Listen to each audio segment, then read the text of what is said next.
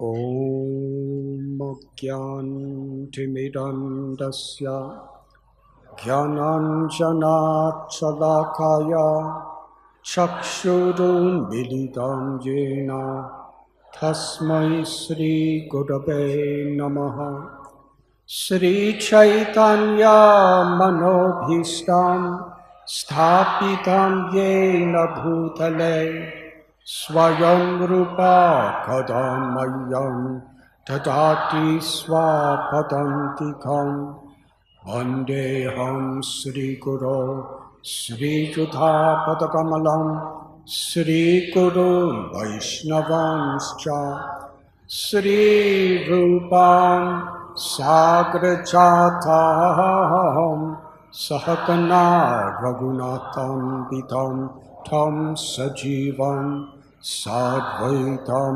Savadutam Harijana Sahitam Krishna Chaitanya Devam Sri Radha Krishna Padam Sahakana Lalita Sri Vishakan Vitamscha He Krishna Karuna Sindhu Dina Bandhu Jagatpate Gopesha Gopika Kanta Radha Kanta Namostate Tapta Kanchana Gaurangi Radhe Vrindavaneshwari Vrishabhanu Sute Devi Pranamami Hari Priye Vansha Kalpatarubhyascha Kripa Sindhubhya Evacha Patithanam Bhavanebhyo Vaishnavebhyo Namo Namaha Sri Krishna Chaitanya Prabhu Nityananda Sri Advaita Gadadhar Shivasati Gaura Bhakta Vrinda Hare Krishna Krishna Krishna Hare Hare Hare Rama Rama Rama Hare Hare Hare Krishna Krishna Krishna Hare Hare Hare Rama Rama Rama Hare Hare Hare Krishna Krishna Krishna Hare Hare Hare Rama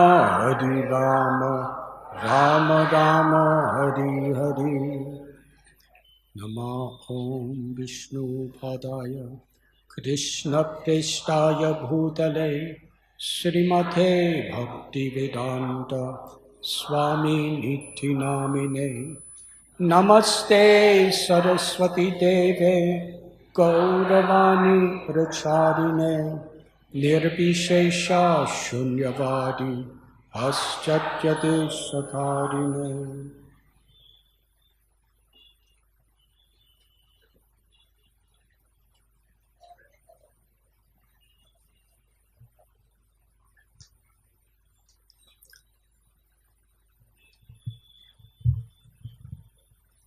Hare Krishna.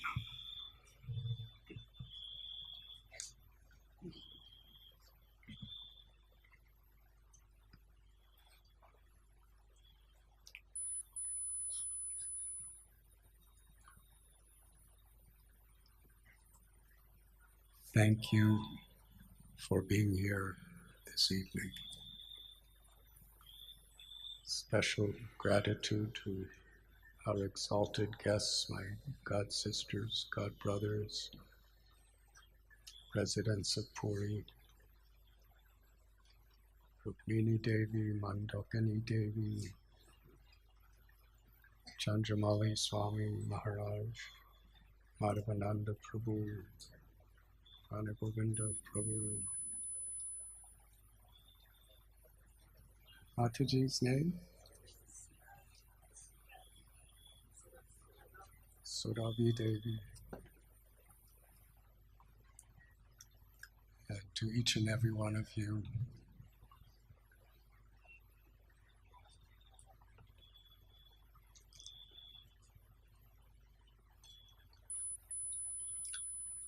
There are many hotels and restaurants in Jagannath Puri.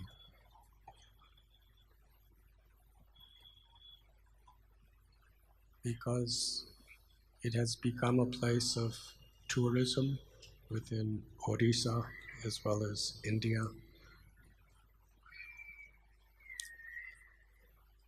Sometimes that happens in holy places.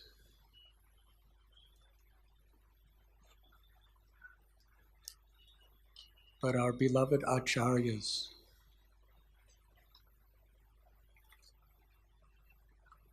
in whatever way this world changes,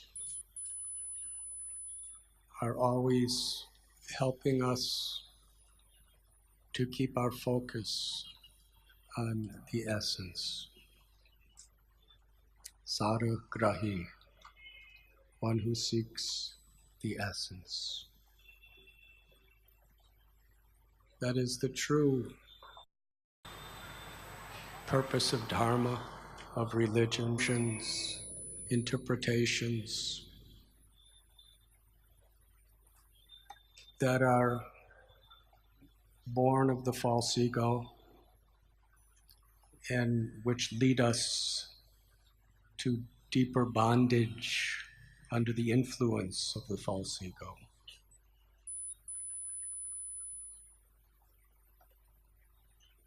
But the essence of Dharma is to be free from the false ego, to transcend. When Sri Chaitanya Mahaprabhu was giving his comprehensive instructions to Sri Sanatana Goswami in Varanasi, he established this incredible narration of teachings on a simple principle. Jivara Swarupoya Krishnara Nityadas. That we are eternally servants of Krishna. Nitya means beyond birth and death. It's not even a sloka, it's just a line. It's a sloka, but it's only one line. But encapsulates so much. It means we're not this body, because the body is not eternal. We're not this mind, because the mind is ever flickering.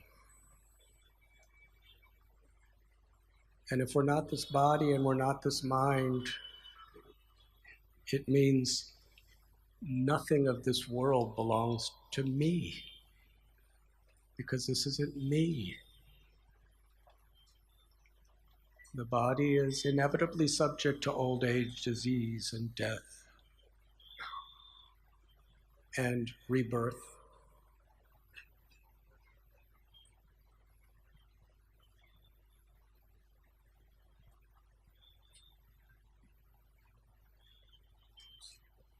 The idea that we are this body inevitably leads us to deeper bondage of identifying with the particular conceptions of this body. Our race, the color of our skin, our sex, our nationality, our religion, our varna, our ashram, our happiness or distress or pleasure or pain, our anxieties. They're all pertaining to this body and mind.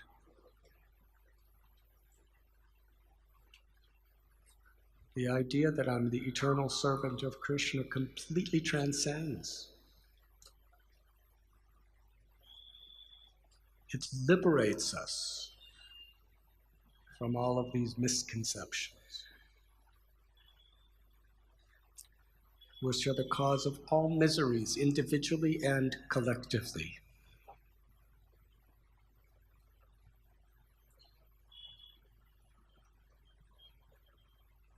Krishna tells in Bhagavad Gita that the soul cannot be cut into pieces by any weapon, cannot be burned by fire, cannot be moistened by water. Nahanyate hanyamane saride. It's beyond death. And the nature of the soul,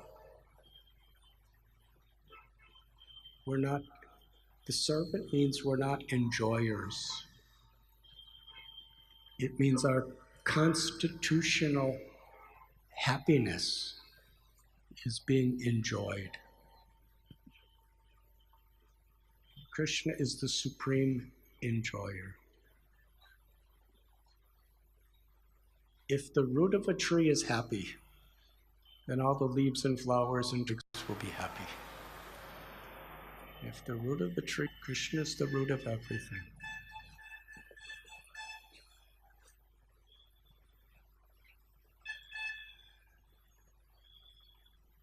The path of bhakti is based on this simple principle, that our eternal constitutional nature is we're servants of Krishna.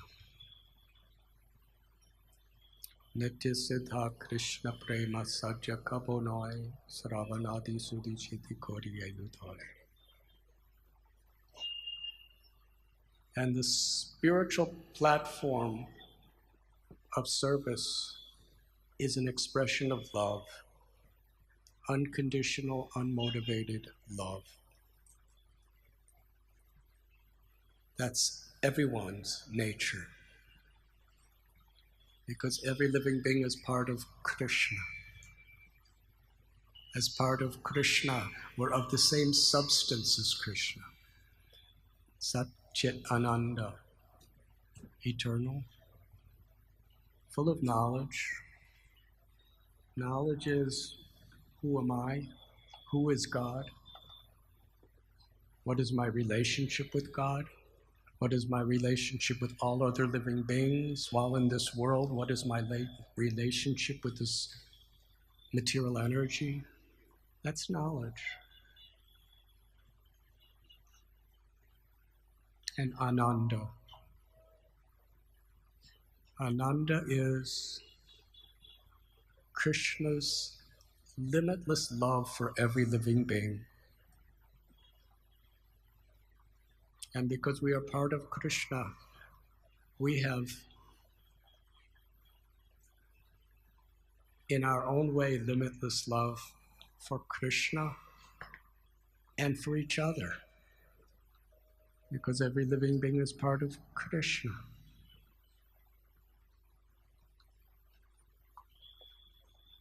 This is one of the preeminent messages that resounds again and again through the Bhagavad Gita and Srimad Bhagavatam.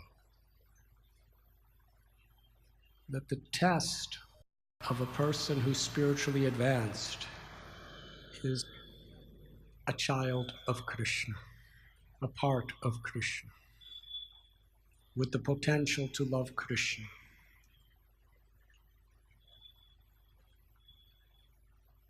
That's the only reality. Everything else is a distraction. Brahma Satyam Jagan Mithya. Krishna, the Supreme Brahman, is truth. Krishna has various energies, various incarnations, and this material existence is Krishna's property. It is not an illusion.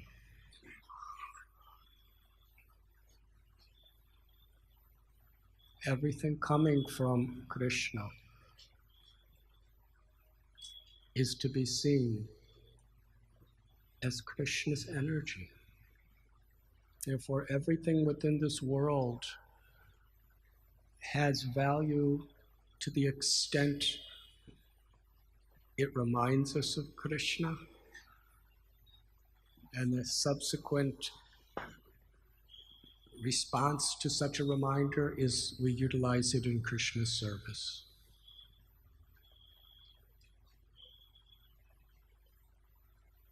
But when we forget that we're eternal servants of Krishna, we try to find happiness through exploiting the resources of material nature and trying to exploit each other, maybe in the mode of goodness, passion, or ignorance, but still, we're in a separated condition. So we see how people can use scriptures, use rituals, use traditions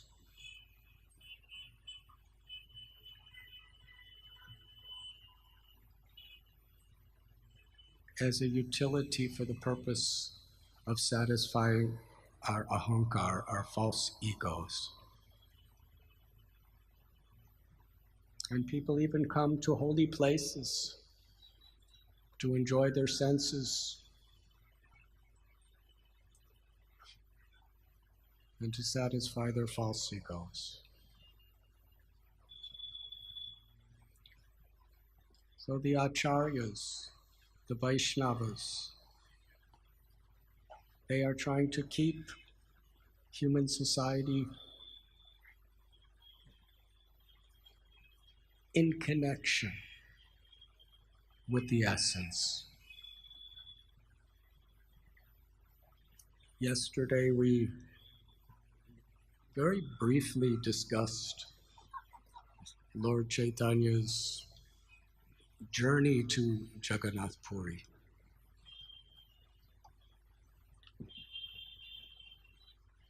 He wasn't coming here to see the beautiful palm trees. He was coming here to surrender his heart to Lord Jagannath. And what was his anticipation, his enthusiasm, his yearning, his longing? He was coming to Puri to surrender his heart to Krishna. That's the essence.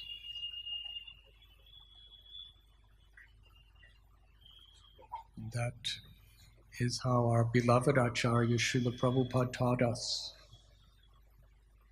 When we go to a temple,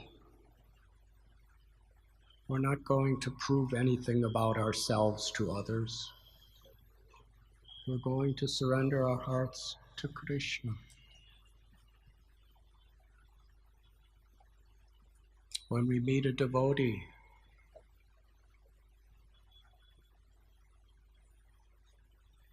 we're going to share this gift together of Krishna, by hearing about Krishna, by chanting about Krishna, by serving Krishna together. We're inspiring one another to surrender to Krishna. When we speak about surrender, we mean to love Krishna, to awaken love for Krishna.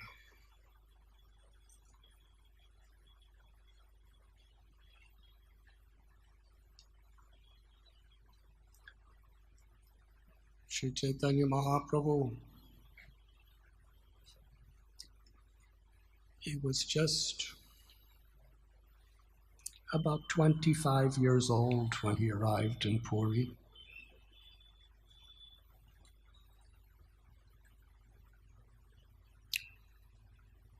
When he saw the flag on top of Jagannath's temple in Kolhapur,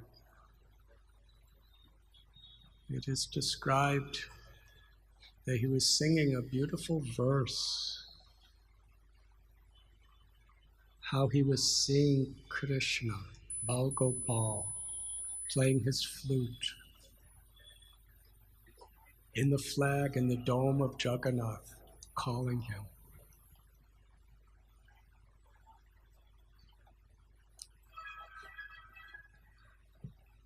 from that place, according to the Shastra, it takes about 1.5 hours to walk. But Lord Chaitanya, in his enthusiasm,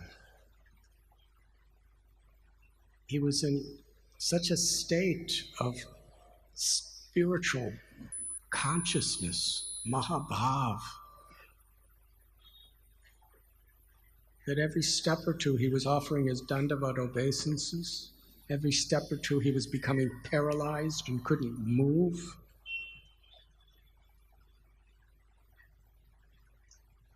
Six miles, it appeared to Lord Chaitanya like it was thousands and thousands of miles. That was his eagerness.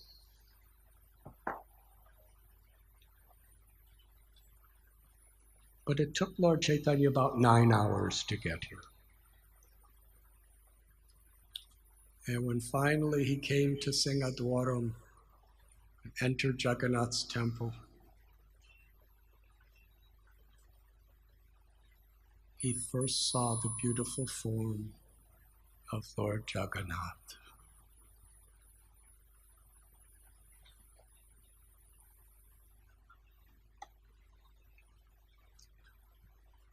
Madhavananda Prabhu, who's a resident here of Jagannath Puri, he reminded me yesterday how Srila Prabhupada taught in spiritual matters we learn not to see through our eyes, but see through our ears.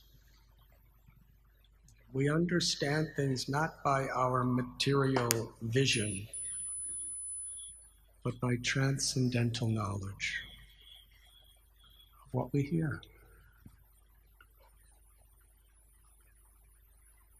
When we see Lord Jagannath,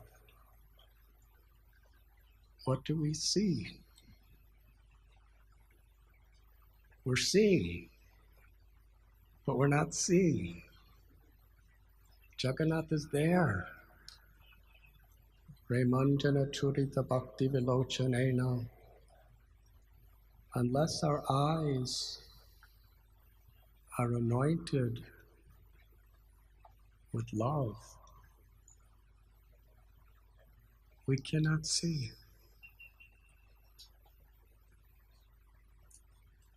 Because the Lord is purely transcendental, spiritual. Cannot be seen with material eyes. But when we have faith, and that faith comes through hearing, when we have faith in the words of self-realized personalities, in Guru, Sadhu, and Shastra,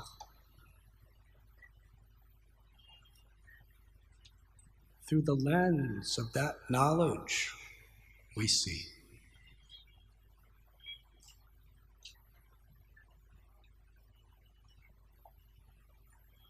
Srila Haridas Thakur, when he came to Puri, he felt himself so fallen and respecting certain conventional traditions. He never ever attempted or even desired to go into the temple of Jagannath, because he felt that that was something very exalted he was not worthy of.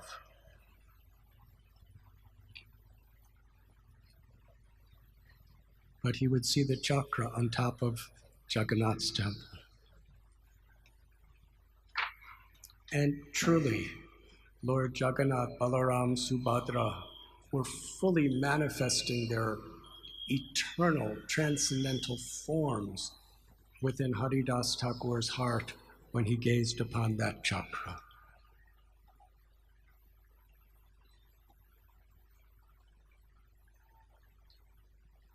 We go in the temple and we start saying, we may think, we may get affected by so many of the material situations.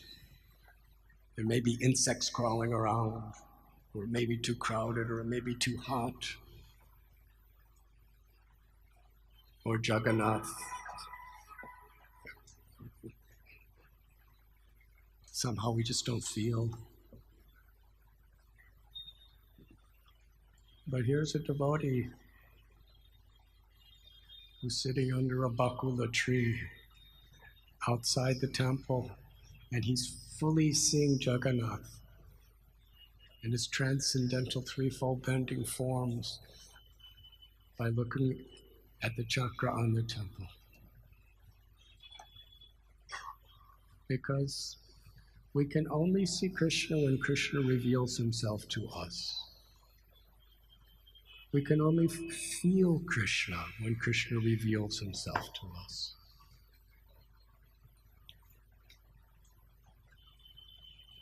Adosha dadada sadhu sangata bhajana kriya. And the beginning of that process is faith. In the association of devotees, that faith awakens. By following the principles given by our spiritual masters, that faith is nourished.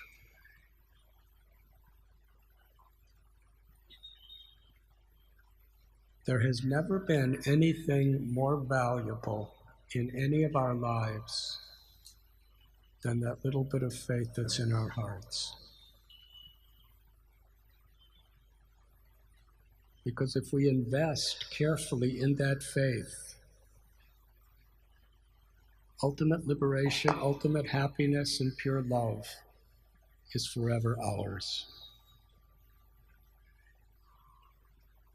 Money, health, fame, skills. It's worthless. It's worthless unless it's in harmony with that faith that is given to us in the association of Vaishnavas. And if we truly have faith, if our faith is real, that faith will humble us. It will not make us proud.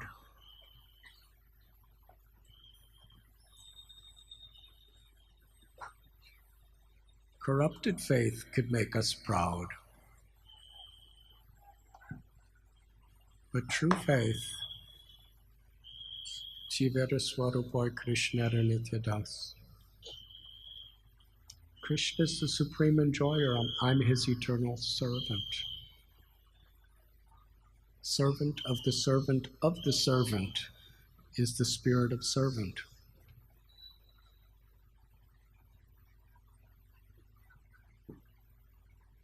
As we have faith in how great Krishna is, as we have faith in the character of the great Vaishnavas throughout history, our lives are gradually molded in that spirit of devotion.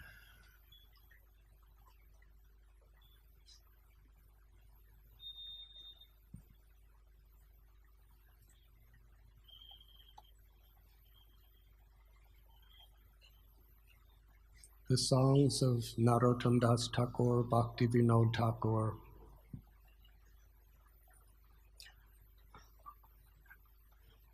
some people can sing them really nicely to beautiful ragas.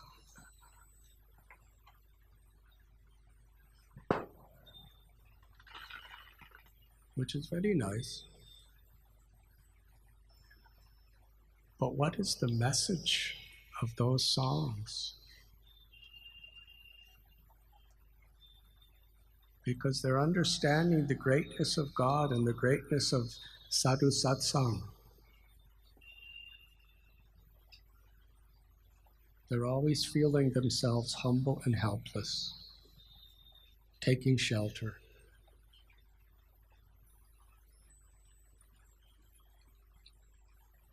And we are cultivating faith so that our consciousness is always streaming in that direction. Because that's the essence.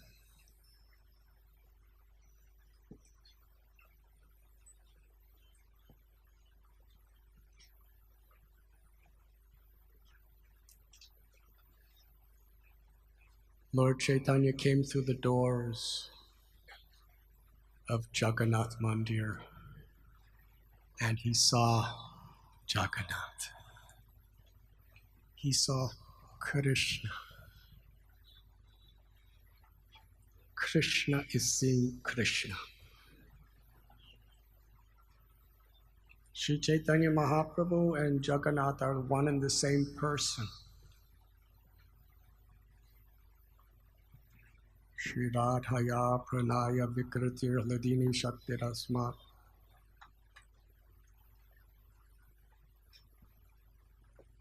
I'm sorry, Shri Radhaya Pranaya Mahima Kidrusavanayaiva. Lord Jagannath wanted to taste the sweetness of Radha's love. So came in the mood of Shri Radharani. That's the very essence of the internal purpose of Lord Chaitanya's incarnation. But out of his causeless mercy, his karuna, his compassion, he's exhibiting the qualities of his own devotee.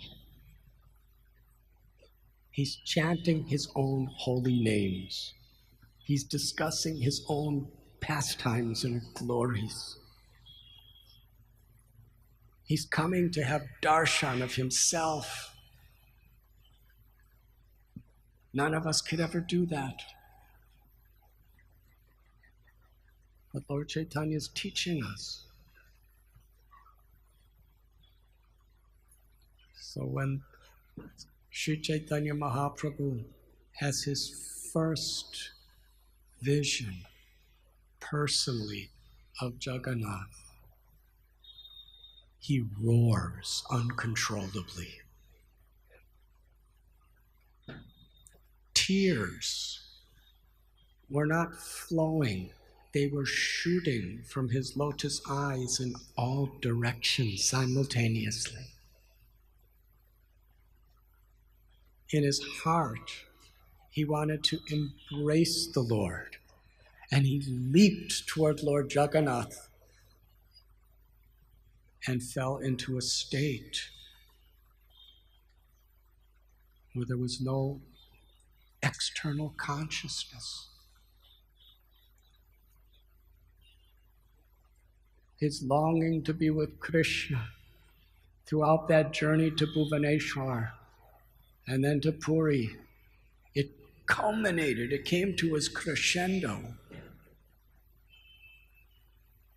where he entered into a completely unconscious state. But the way he did it was so dramatic. When he made that roar, everyone in the temple was astounded when they saw the symptoms of ecstasy on his body. No one had ever seen them before. He fell to the ground. Sarvabhauma Bhattacharya, by the arrangement of Lord Jagannath, happened to be having darshan at that moment. And he saw the guards. I don't know what it's like in the temple now, but from Sri Chaitanya Charitamrita and Sri Chaitanya Bhagavat, in those days, they describe the guards were gigantic personalities. Can I give an example? A little later,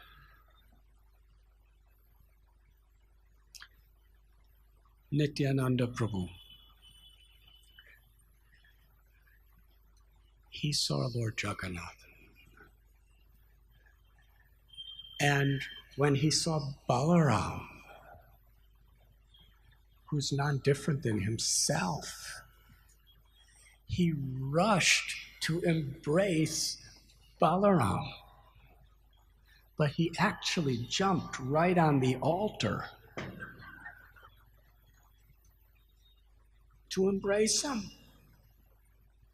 And this guard saw Lord Nityananda Prabhu doing that and grabbed Nityananda Prabhu by the hand.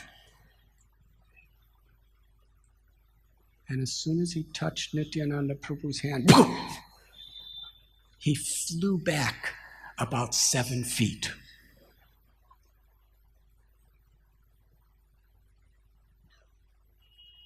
And meanwhile, Nityananda Prabhu embraced Balaram. And then Nityananda Prabhu took the garland off Balaram's neck and put it on his own neck. And the guard was helpless. There was nothing he could do. He was astounded. The guard told some of his companions, he said, I have the strength that even the most heroic, powerful elephant, I can hold them still. But I just touched his hand. And I was jolted back. Who is this person? Balaram means one who enjoys spiritual strength. So he understood that Nityananda Prabhu, he was Balaram. But he felt quite ashamed because he actually was going to, his plan was to grab Nityananda Prabhu's hand and pull him away and punish him. How dare you go on the altar of the Supreme Personality of Godhood? So afterward, he went to Lord Nityananda, and Lord Nityananda smiled. He forgave him. Lord Nityananda Prabhu was so humble to him. He embraced him and gave him full mercy. So here is one of these kinds of guards. He's standing with a stick because what Lord Chaitanya was doing was forbidden in the temple. And even these days, we know how people can get punished by doing something forbidden in the temple. He was ordering him to get up, and he was about to beat him. And Sarvabhauma Bhattacharya ran over to that place because he saw that these were symptoms of ecstatic love. This was an exalted personality who was the most beautiful person he had ever seen. His heart was so deeply attracted to Lord Chaitanya, but he didn't know why.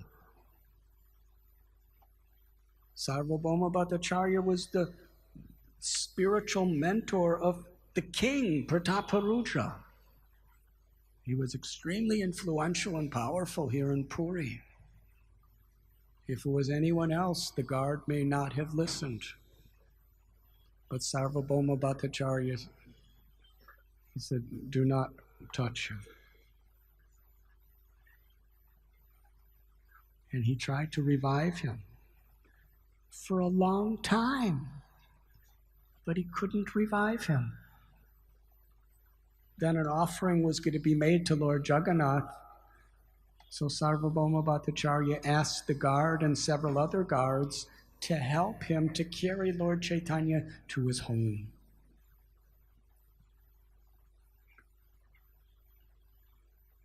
When Sri Chaitanya Mahaprabhu was laid down in a very, very sanctified, special part of Sarvabhauma Bhattacharya's home, He was analyzing according to scriptures. And he concluded that this person is in an ecstatic trance of love for Krishna.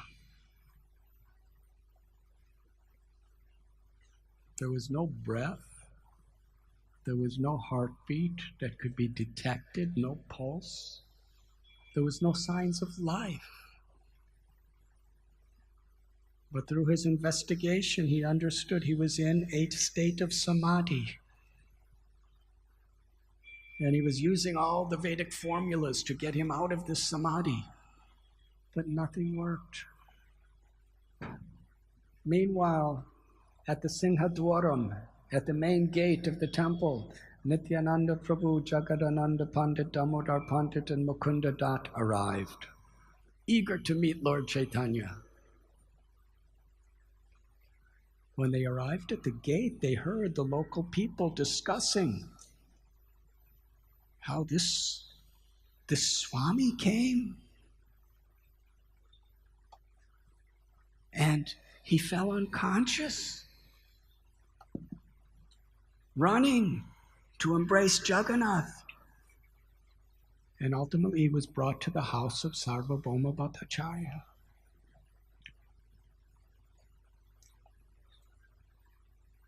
The devotees, immediately upon hearing this, they knew it was Lord Chaitanya.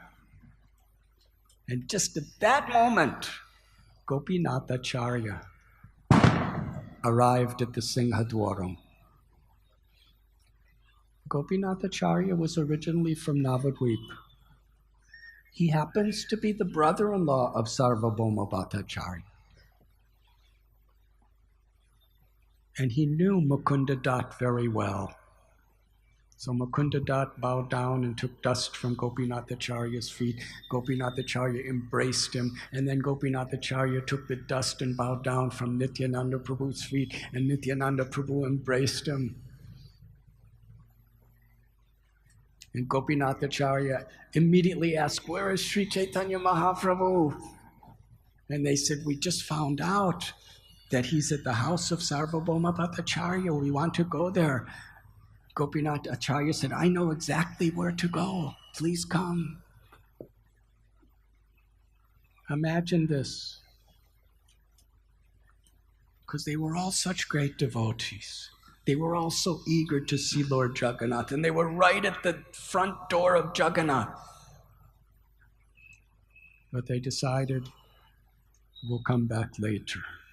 They want to be with Lord Chaitanya. When they arrived, Lord Chaitanya was laying down. They were so happy to see the beautiful form of Gauranga. But at the same time, they were feeling very, very concerned because there were no signs of life in his body.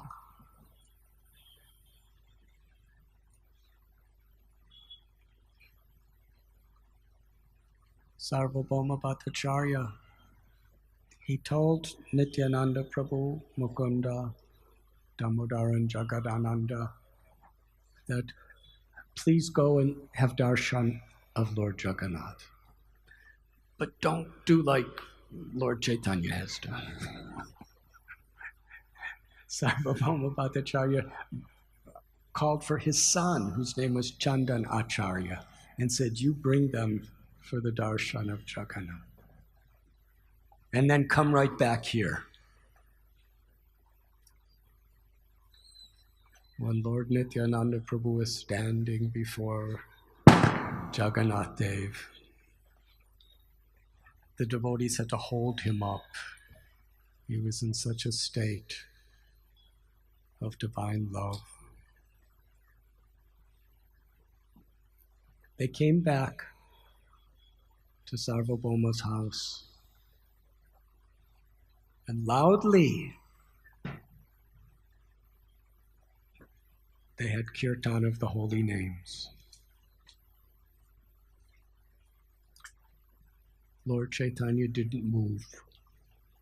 They continued that kirtan at ever increasing intensity for 9 hours, according to Chaitanya Bhagavat.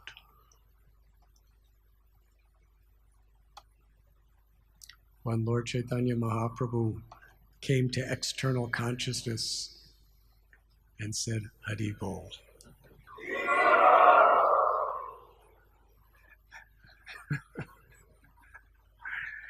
Please.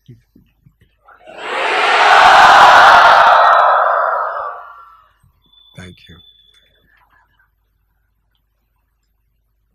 Lord Chaitanya asked Nityananda Prabhu, what happened? And Nityananda Prabhu gave him a report. You were running. Lord Chaitanya said, all I know is I saw Lord Jagannath and I ran to embrace him and then everything stopped. What am I doing here?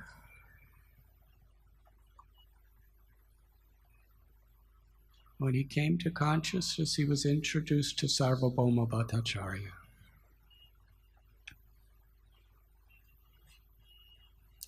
And Sarvabhauma, he was a very, very exalted scholar.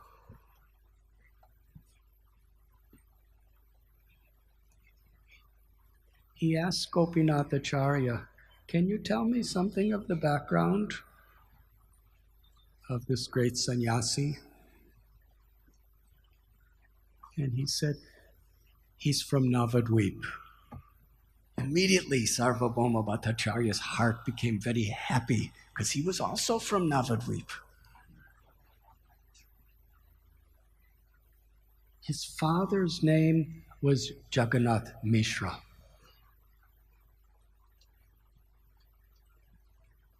And on his mother's side, Sachi Devi, his grandfather was Nilambar Chakravarti.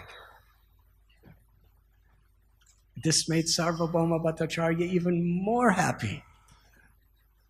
You see, intimacy comes when there's a feeling of a personal relationship.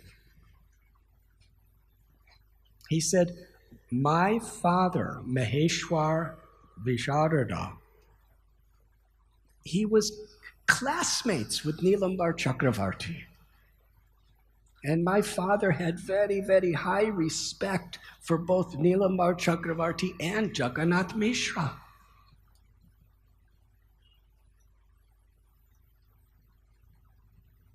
Maheshwar Visharada had 2 sons, Madhusudan Vachaspati and Vasudev Sarvabhauma. They resided in Navadvip. So Sarvabhauma Bhattacharya grew up from his earliest childhood feeling very, very high respect and affection for Lord Chaitanya's father and grandfather.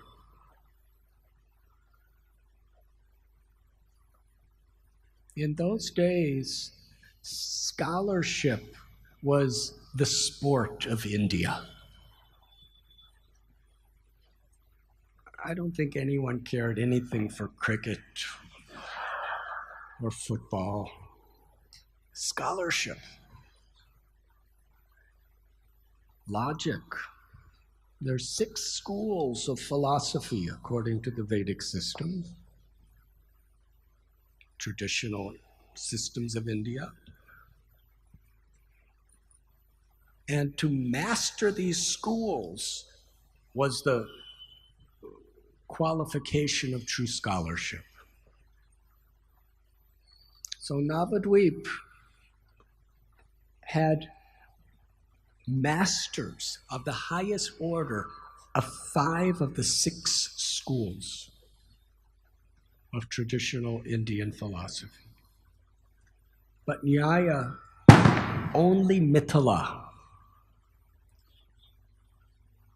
had the scripture. So only the scholars of Mithila could teach Nyaya authoritatively at that time. So this was the very blatant disqualification of Navadvip. It was superior to all others except for this, until Vasudeva Sarvabhauma Bhattacharya. When he was young, he went to Mithila, and he's an incarnation of Brihaspati. So he's very intelligent. He studied the Nyaya Shastra there, and within a very short time, he perfectly memorized every syllable of every word of every sloka of every chapter of the entire scripture.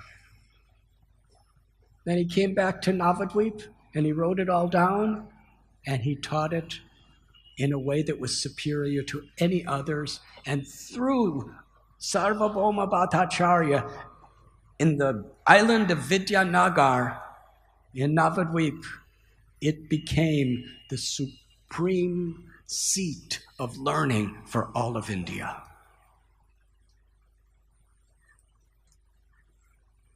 And he was such a great scholar that the king of Odisha, Prataparudra Maharaj, invited him to come to be the leading spiritual teacher of Puri.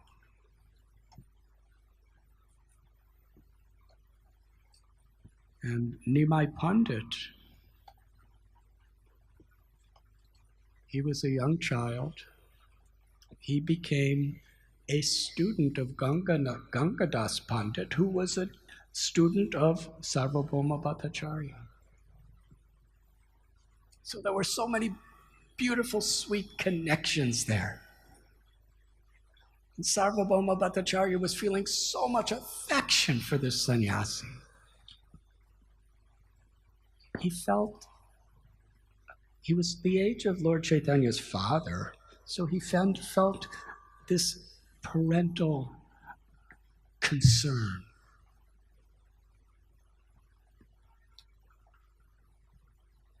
But because Sarvabhauma Bhattacharya, even though he was much older, he was a grihasta. Out of tradition and etiquette, he touched the feet and bowed down before Lord Chaitanya. And he said to Lord Chaitanya, please go to take your bath in the ocean, and then go for darshan of Jagannath, but don't go so close to Lord Jagannath. And Lord Chaitanya, he said, I will obey whatever you speak. He said, from this day on, I will stay just outside of the temple and I will take my darshan of Jagannath on the side of the Garuda Stamba. Lord Chaitanya did this to honor Sarvabhauma Bhattacharya's wish. And then Sarvabhauma Bhattacharya said, then come back to my house for prasad. So Mahaprabhu took his bath, had darshan of Jagannath, and then came back to the house of Sarvabhauma Bhattacharya.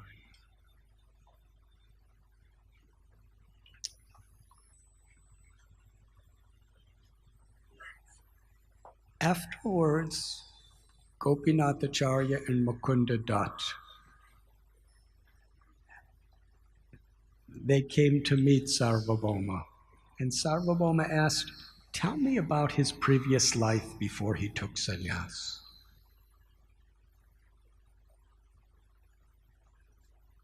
And from what sampradaya did he take sannyas?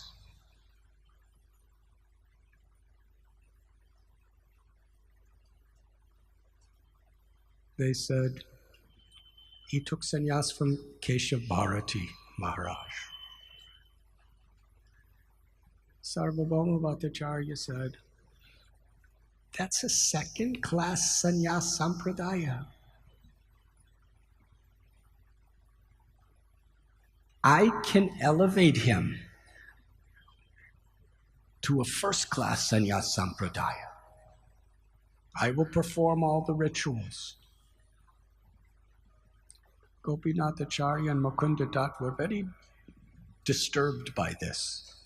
They said, "Who are you to elevate Sri Chaitanya?" And he started explaining. He's only 25 years old. He's so beautiful. How is he going to maintain his sannyas? It's very difficult. Even Madhavendra Puri, who is his param guru, he took sannyas when he was an elder man. To take sannyas when you're so young and he's so attractive. Maya is very strong. Unless I teach him very, very authentically the Vedanta and elevate him to a very strong line of sannyas, how will he survive? Gopinath Acharya said, Sri Chaitanya Mahaprabhu is the Supreme Personality of Godhead. He's Krishna. He doesn't need you to elevate him or to protect him.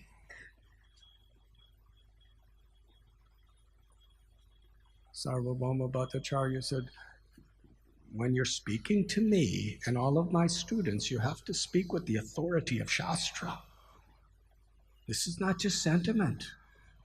Where in the Shastra is there evidence that he is the Supreme Personality of Godhead? In fact, the Shastra tells that the Lord has a name Triyuga, which means he only appears in 3 ages. He does not appear in the Kali Yuga.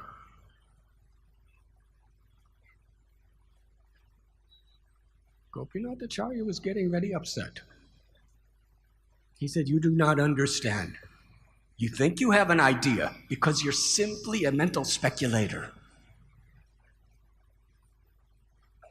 You have no true realization. Triyuga means that the Lord appears as a Leela avatar in 3 yugas, but not in Kali Yuga.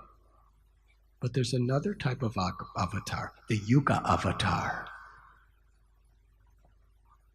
And in every age, the Supreme Personality of Godhead appears as a Yuga avatar. And then he began to cite verses from Srimad Bhagavatam, from Mahabharata, from Upanishads. But Sarvabhauma and his students, they could not accept. Gopinath Acharya, he told his brother-in-law, he said, through your word jugglery, speculation, and logic, you could never understand. Even the Lord, the Supreme Absolute Truth, was right in your house, sitting right in front of you. You cannot recognize him because you have no devotion. Just like if a good seed falls on barren, dry land, nothing happens. So your heart, your mind is like barren, dry land. If even one particle of a drop of the mercy of the Lord enters your heart, only then can you understand who he is. And you have not even received that single drop of mercy. Sarvabhauma Bhattacharya said, Gopinath, you're my brother-in-law. We're just having a friendly conversation. Why are you becoming so upset with me?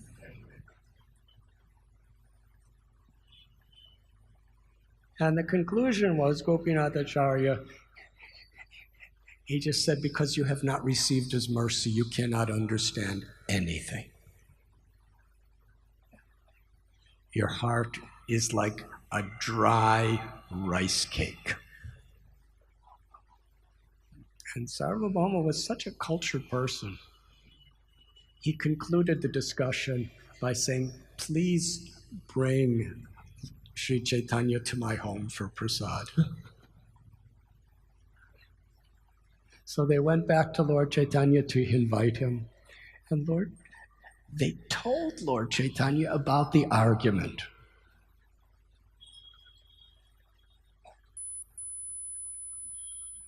Lord Chaitanya said, why are you criticizing him? Why are you speaking negatively toward him? He cares about me. He's trying to protect me like a parent to a child. He has such affection for me. Why are you criticizing him? So Lord Chaitanya went to the house. And while the devotees were so negative towards Sarvabhauma Bhattacharya, Lord Chaitanya, from his heart of heart, he offered his sincerest obeisances to Sarvabhauma and said that I consider you to be my guru. I'm very young and I'm very inexperienced. I'm taking shelter of you. Please protect me and teach me Vedanta. The devotees are watching this. Haribol. Sri Bangananda Prabhu Ki Jai. Thank you for coming.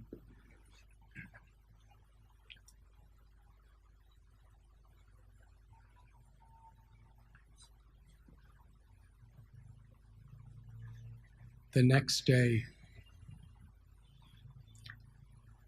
Sarvabhauma and Sri Chaitanya Mahaprabhu went to Jagannath's temple together.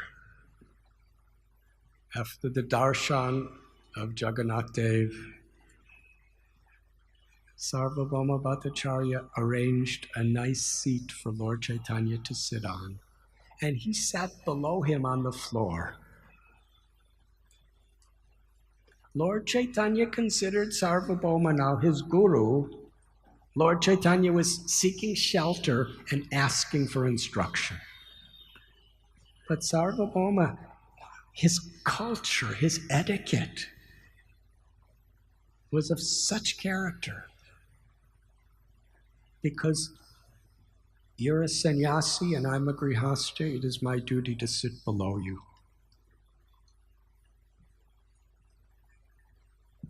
And when Lord Chaitanya appealed with such respect and such humility to learn the scriptures from Sarvabhauma, Sarvabhauma spoke for 7 days. Lord Chaitanya sat attentively listening, but didn't say a word.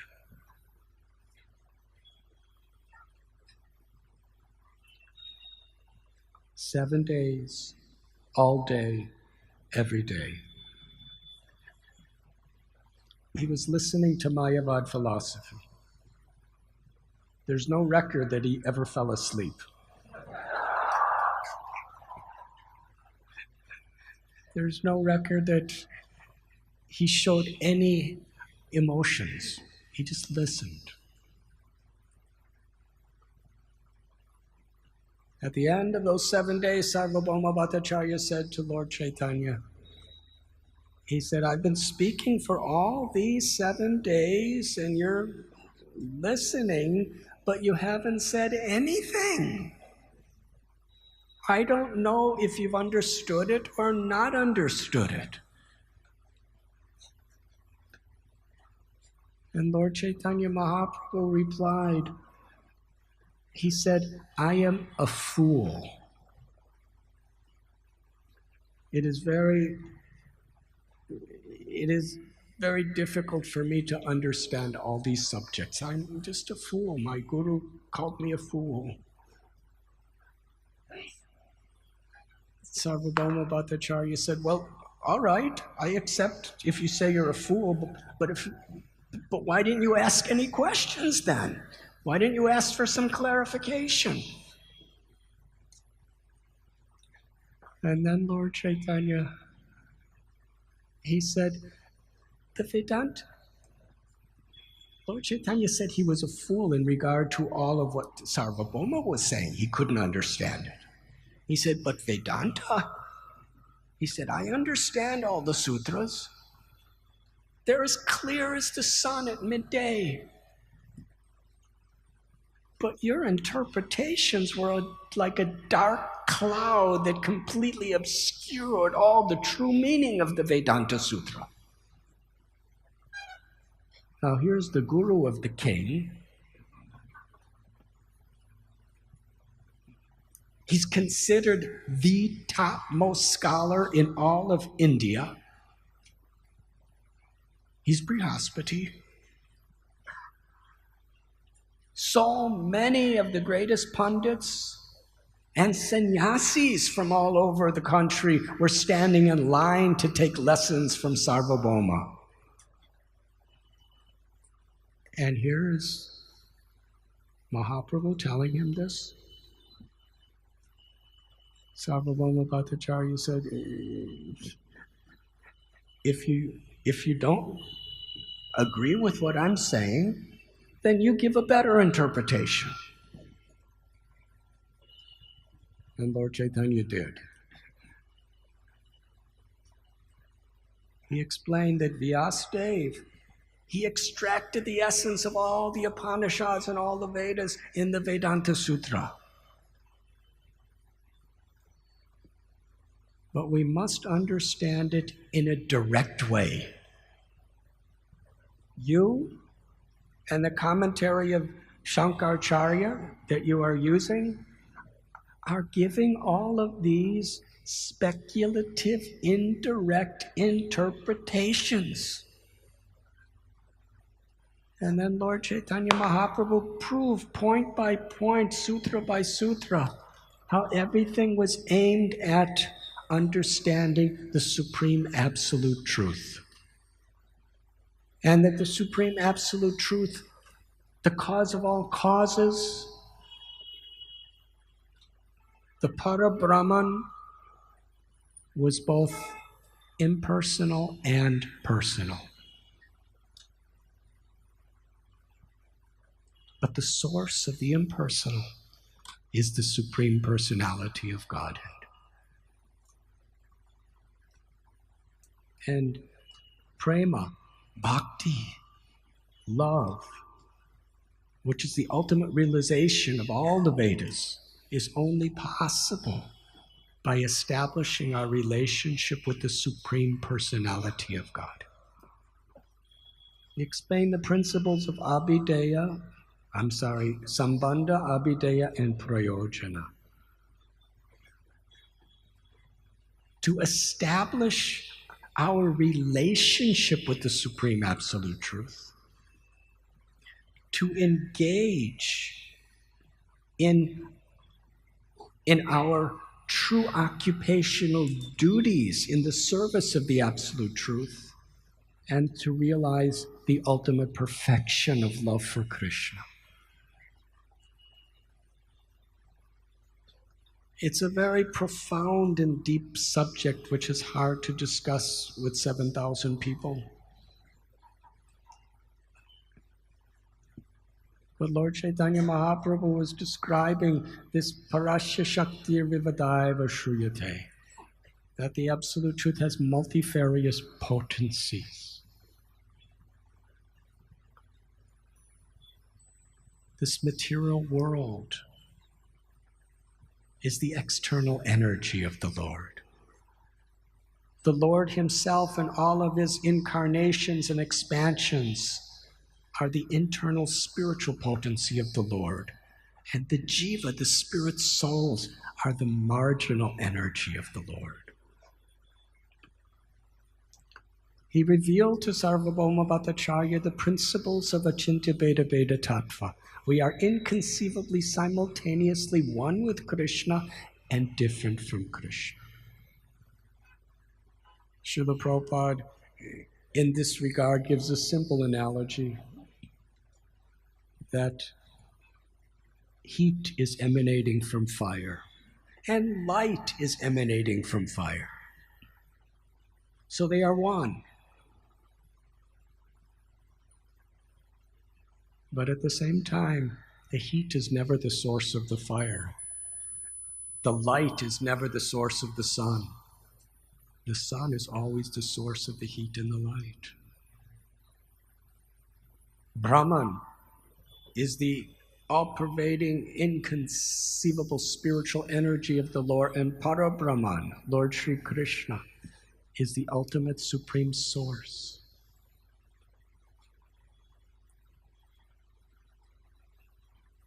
And to establish through the awakening of our dormant relationship with God as a person is what all the Vedic literatures are ultimately meant to bring us to understand and realize.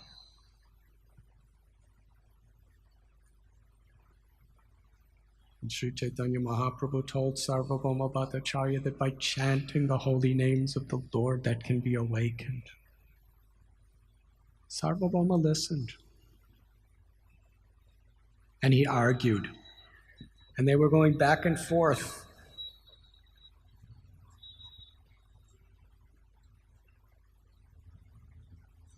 And then they discussed the Atmarama verse.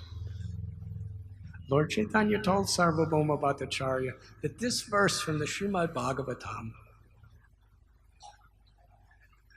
which explains how even the Atmaramas, those who are in the ecstasy of spiritual realization, Brahman realization, when they hear the glories of Krishna, they become attracted because Krishna is all attractive.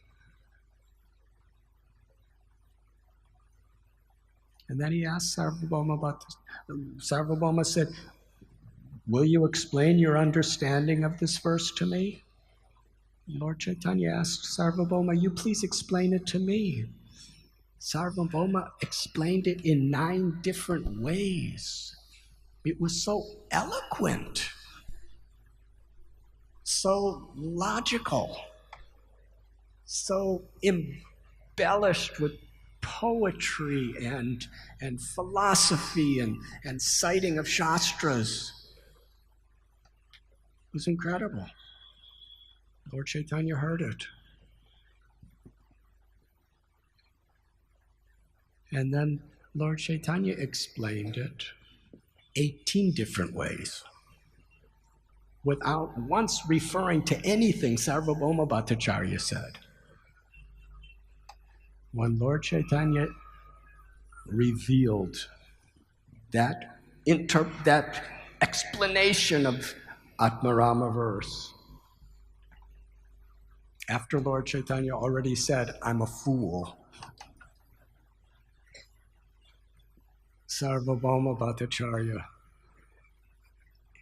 had full realization in his heart that this is Para Brahman.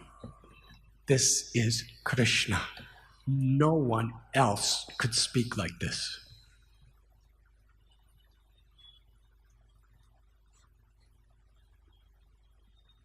Lord Chaitanya revealed himself to Sarvabhauma's heart.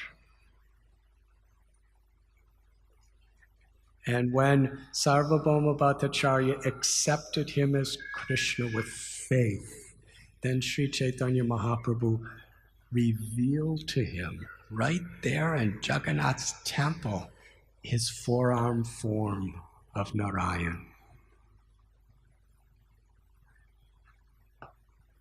And then he revealed his two-armed form of Shamsundar Krishna, playing upon his flute.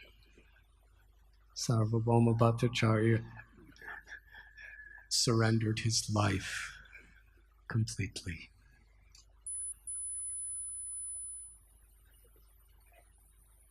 When Lord Chaitanya first came out of his ecstatic state of consciousness, Sarvabhauma Bhattacharya greeted him the way Mayavadi sannyasis are greeted. He said, Namo Narayanaya. I bow down to you, Lord Narayan. And Lord Chaitanya replied, Krishna Matir Astu. May you remember Krishna. So Sarvabhauma immediately understood this is a Vaishnava. But now Sarvabhauma and Bhattacharya understood he actually is Narayan. And I'm not Narayan. I'm eternally the servant of Narayan, who has appeared as Lord Chaitanya Mahaprabhu. In this way, Sarvabhauma Bhattacharya, in great ecstasy, prema bhakti awakened in his heart.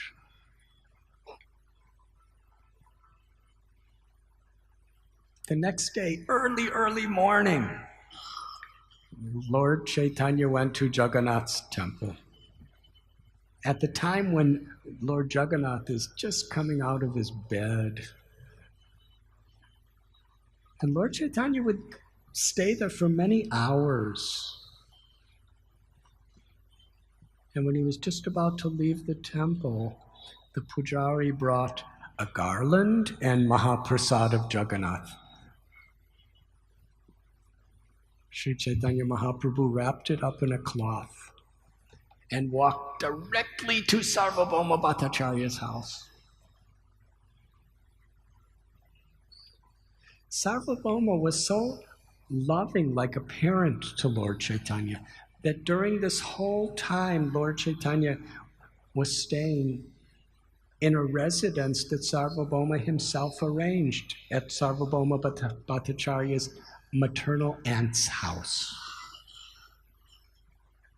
So from that perspective, he was maintaining Lord Gauranga.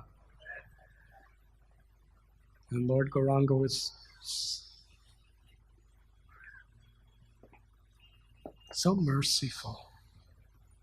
He brought the prasad to the doorway of Sarvabhauma Bhattacharya's home. And as soon as he got there, at that time, he was just standing quietly outside the door, and Sarvabhauma Bhattacharya woke up from bed. As soon as he woke up, he called out, Krishna, Krishna. Lord Chaitanya was so happy that this hard-hearted logician, impersonalist, Mayavad, is now, first thing in the morning, he's chanting Krishna's names. And as soon as he woke up, he happened to see Lord Chaitanya standing there, and he came running out to greet him. He offered his dandavat pranams. He took dust from the lotus feet of the Lord. And Lord Chaitanya opened up the cloth and presented the Mahaprasad of Jagannath. Sarvabhauma Bhattacharya immediately chanted two beautiful prayers from the Vedic literatures. The essence of these prayers is the Mahaprasad of the Supreme Personality of Godhead is sacred under all conditions. It's the mercy of the Lord. And when that prasad comes to you, you should immediately honor it and respect it with gratitude, with devotion, even if it comes from a distant place, even if it's stale. There's no rules, no regulations, no limitations or restrictions to honoring Krishna's Mahaprasad, and he immediately ate it. Now, Sarvabhauma Bhattacharya was topmost Brahmin, and no Brahmins will ever do that, because he was just sleeping all night. He didn't wash his hands, he didn't take a bath, he didn't wash out his mouth, he just ate prasad. Today I feel that I have been victorious. Today I feel I have attained the spiritual world. Today I feel all my desires have been fulfilled. Because today I have witnessed our Sarvabhauma Bhattacharya, who is an impersonalist, who is a dry logician, has now understood and appreciated the glory of Mahaprasad.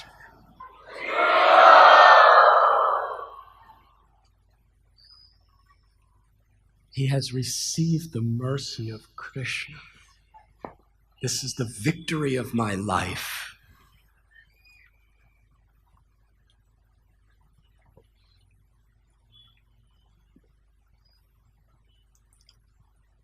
The next day,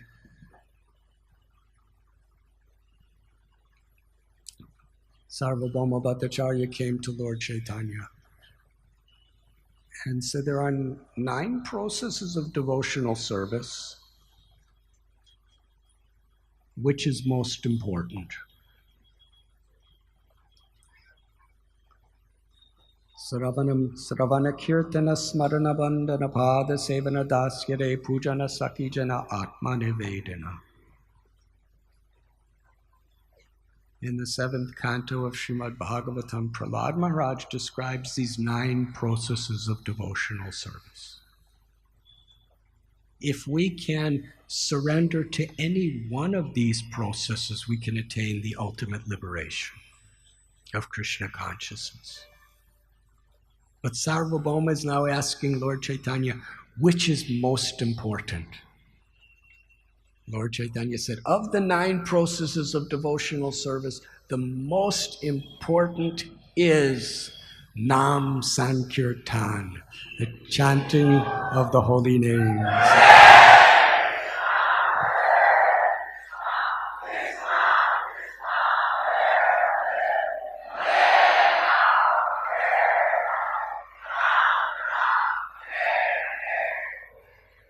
And Lord Chaitanya Mahaprabhu then explained to Sarvabhauma Bhattacharya that illuminating verse from the Brihad Naradiya Purana.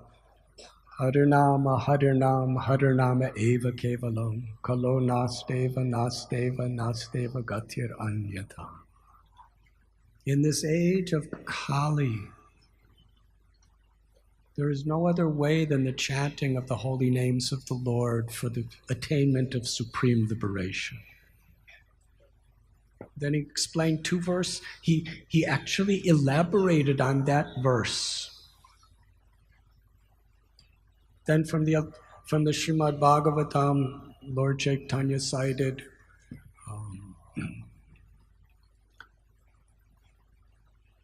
that in this age of Kali, Kalera dosa nide raja, asti heka mahan guna, kirtanat eva krishnasya mukta sangha parambraje. It's an ocean of faults. But there's one benediction. That simply chanting the names of Lord Krishna, one can attain the supreme liberation. Kriteya dhyayato Vishnu. What could be attained in Satya Yuga through meditation, in Treta Yuga through performance of yajna, sacrifice, in Dwapara Yuga by worshiping the Lord in the temple, one can attain that same perfection in this age of Kali simply by chanting Krishna's holy name.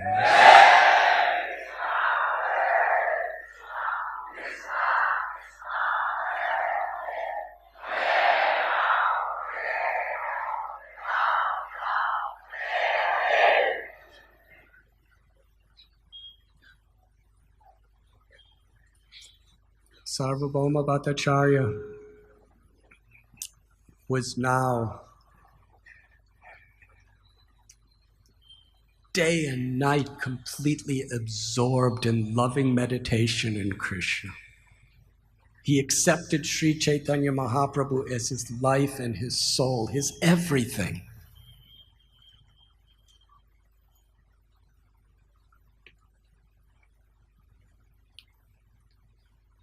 he wrote 2 verses on palm leaves, revealing the innermost core of his heart. And he gave those 2 verses to Mukunda Dutt and Jagadananda Pandit and said, please give these to our beloved Lord.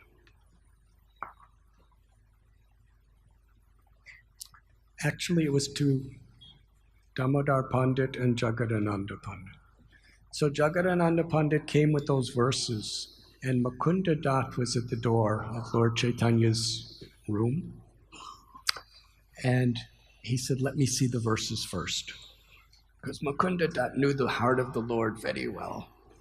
And in those days, they would write on palm leaves. Mukunda Dutt didn't have a palm leaf, so he just copied the verses on the wall of the house outside of Lord Chaitanya's room.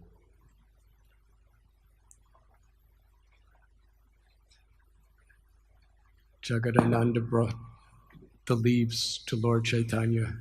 He read it, ripped it up in small shreds and threw it away. That was the end of that. Then all the devotees came outside and read what the verse said on the wall. And Krishnadas Kaviraj Goswami tells that those 2 verses are like a pearl necklace that every devotee wears in the very core of their heart. Vairagya Vidya Nija Bhakti Yogam, beginning. It's describing the glory and the purpose of Lord Chaitanya Mahaprabhu's descent into this world. He's come to teach renunciation, knowledge, and its culmination, which is bhakti, pure devotional service. Sarvabhauma Bhattacharya is taking shelter of the Lord in these verses. And then on another day, Sarvabhauma approached Lord Chaitanya and said that I have written something I want you to see. Tatein kampam susamikshamano, that very famous verse that Lord Brahma offered to Krishna from the 10th canto of Srimad Bhagavatam. That one who's going through great obstacles and difficulties due to their own karmas, and who takes shelter of the Lord and offers obeisances to the Lord and continues one's devotional service to the Lord, that person,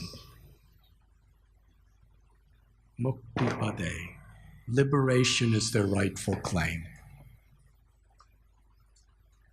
Sarvabhauma changed mukti pade to bhakti pade. Lord Chaitanya saw it. He said, it's mukti pade.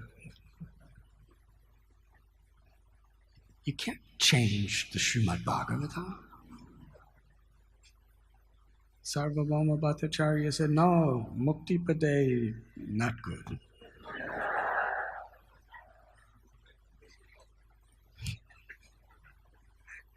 He said, all my life, I dedicated everything I did to somehow understand and achieve mukti. But now in your association, since I've tasted the sweetness of bhakti, I hate to even hear the word mukti. Lord Chaitanya said, you don't understand. Everything in the Bhagavatam is perfect.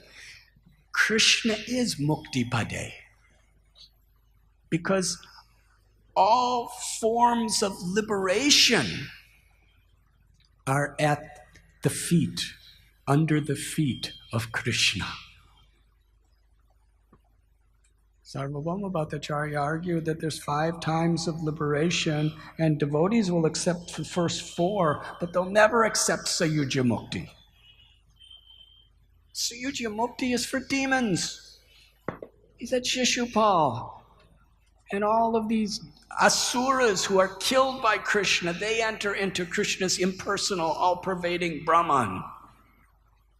Devotees who give their lives and souls in devotion and love to Krishna, they go to Krishna's eternal abode. Lord Chaitanya was very pleased with Sarvabhauma Bhattacharya, but forbid him from changing the words of Srimad Bhagavatam.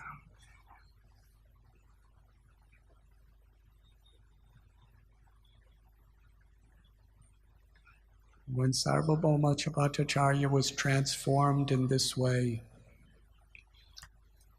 the word spread throughout Puri. And then everybody wanted to meet Lord Chaitanya. When a great personality accepts pure devotional service, then common people, they take it very seriously. Yadyaracharatristaristas tadat evidarojana. Srila Prabhupada very much wanted us to reach leaders of society.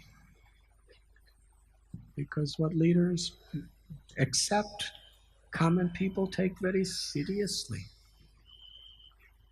Just like within a family, the mother, the father are the leaders. If the parents are without hypocrisy, very sincerely, genuinely, compassionately following Krishna consciousness themselves, it has a very, very great effect on the children. And similarly, somebody of the stature of Sarvabhauma Bhattacharya, the whole of Puri was taking Lord Chaitanya very seriously immediately. But it was at that time that Lord Chaitanya revealed that he wanted to leave. He approached his four associates, Nityananda Prabhu, Mukunda Dat, Damodar Pandit, and Jagadananda Pandit. He said, "You are all more dear to me than my own very life. To give up my life would not be a difficult thing, but to give up your association is very, very painful.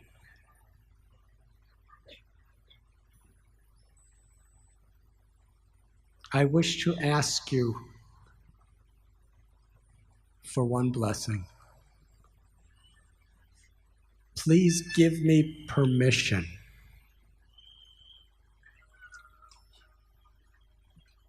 to make a tour to South India. My brother, Vishwarup, he took sannyas and went to travel to the south. I wish to go to find him. I want to go alone, without any companion."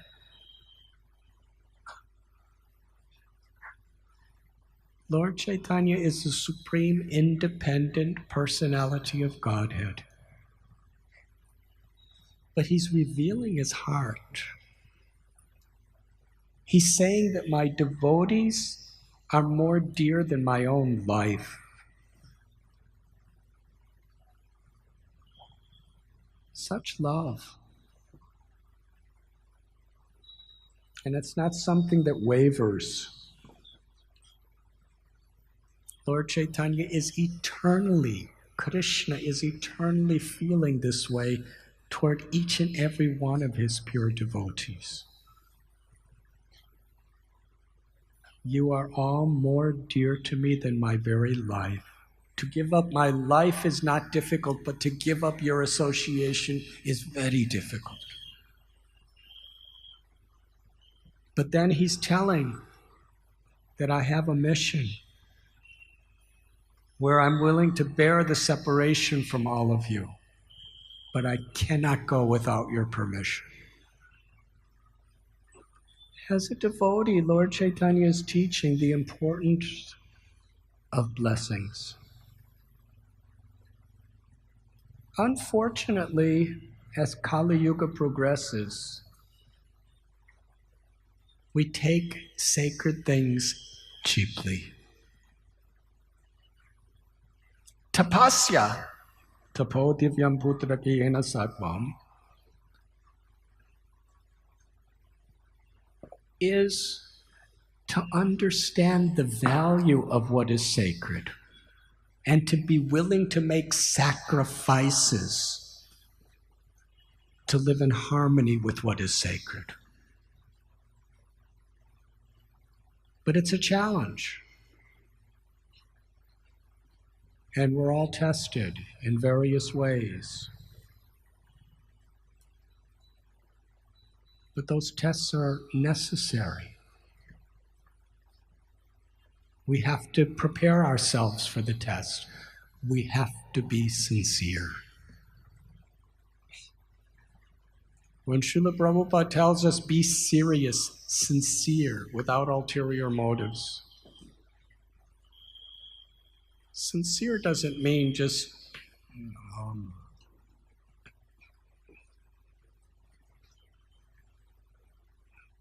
some words that touch a person's heart. To be sincere is an attitude of life where we actually value the sacredness of what Krishna is giving us. And we're willing to make sacrifices, we're willing to even endure difficulties and pain to preserve that. And one of the things that Lord Chaitanya put the highest value in is the blessings of the Vaishnavas. The blessings of our gurus, the blessings of our seniors. Actually, Lord Chaitanya, who's teaching us how to be a devotee, in every aspect of his devotional life, he was seeking blessings.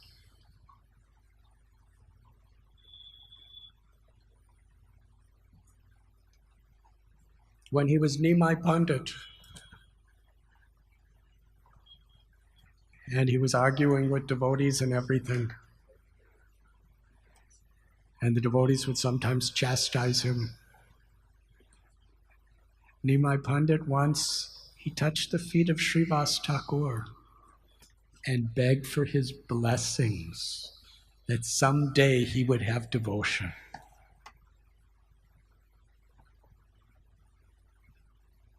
And then he was going to go to Gaya. Before he took that journey to Gaya, he received the blessings of his mother.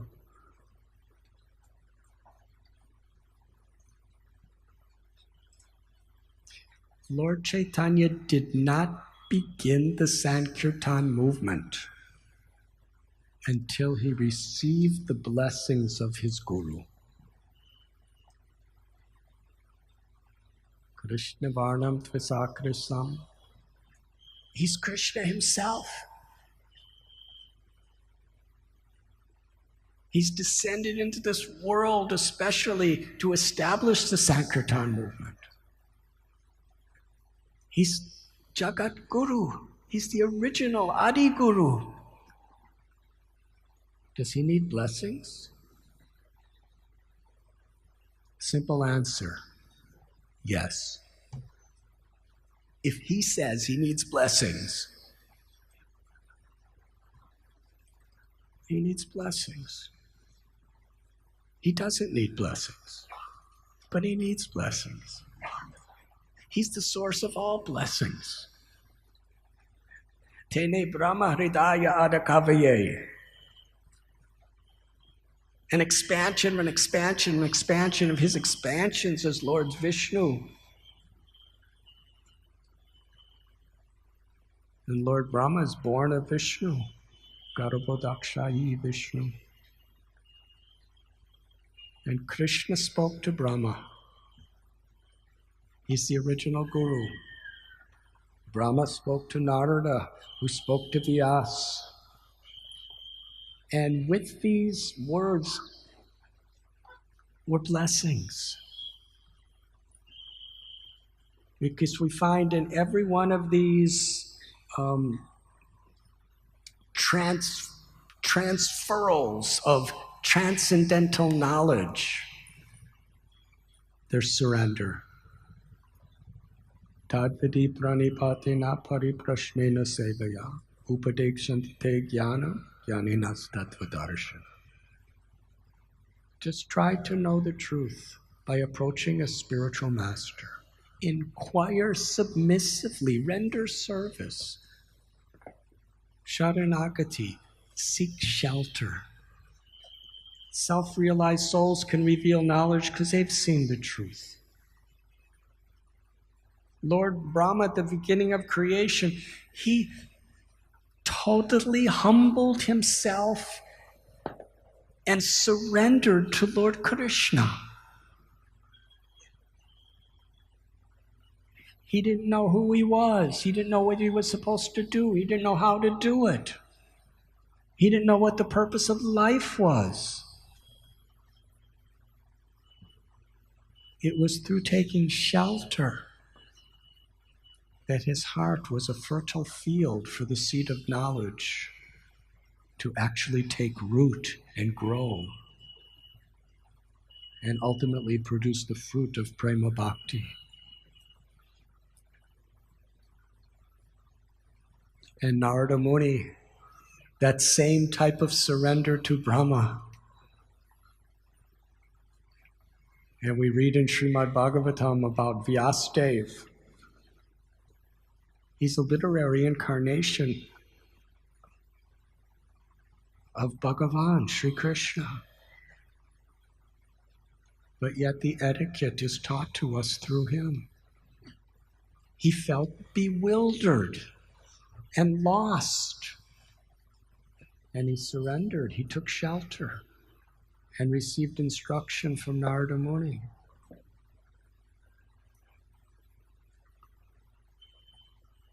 So here is Ishwara Puri.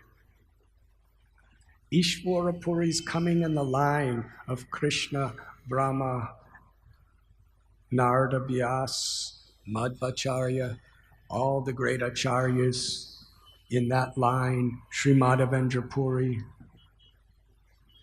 And here's Krishna, who's the source of the entire sampradaya, the shelter of the entire sampradaya, the origin,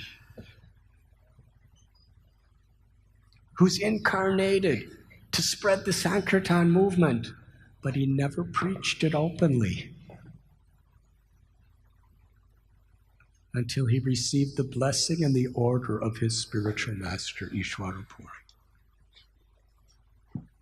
This was revealed in Varanasi during the conversation with Prakashananda Saraswati, where Lord Chaitanya said, very similar to Sarvabhauma Bhattacharya. He told Sarvabhauma, I'm a fool, I don't know. Please protect me, you're my guru. In doing that, Sarvabhauma Bhattacharya's heart completely opened. Lord Chaitanya's way of transforming Sarvabhauma Bhattacharya was first awakening his affection. When there's an affection, there's a natural respect. And then your heart is open. You're my guru. I'm a fool. I'm young. Maya's very strong. Please protect me. You're like my parent. That's the way Lord Chaitanya approached Sarvabhauma. And Sarvabhauma developed that parental loving affection toward Lord Chaitanya. And then Lord Chaitanya sat and listened to him for 7 days. How he cultivated the heart of Sarvabhauma. He didn't just immediately say, you're a Mayavadi and you're bogus. He really tended the field of the heart of Sarvabhauma. When it came to actually speak the truth, When Lord Chaitanya went to Gaya, he said, my guru told me I'm a fool. When I asked my Guru Maharaj to teach me Vedanta, he said, you'll never understand Vedanta properly. You're just a fool. Just chant the holy names of Krishna.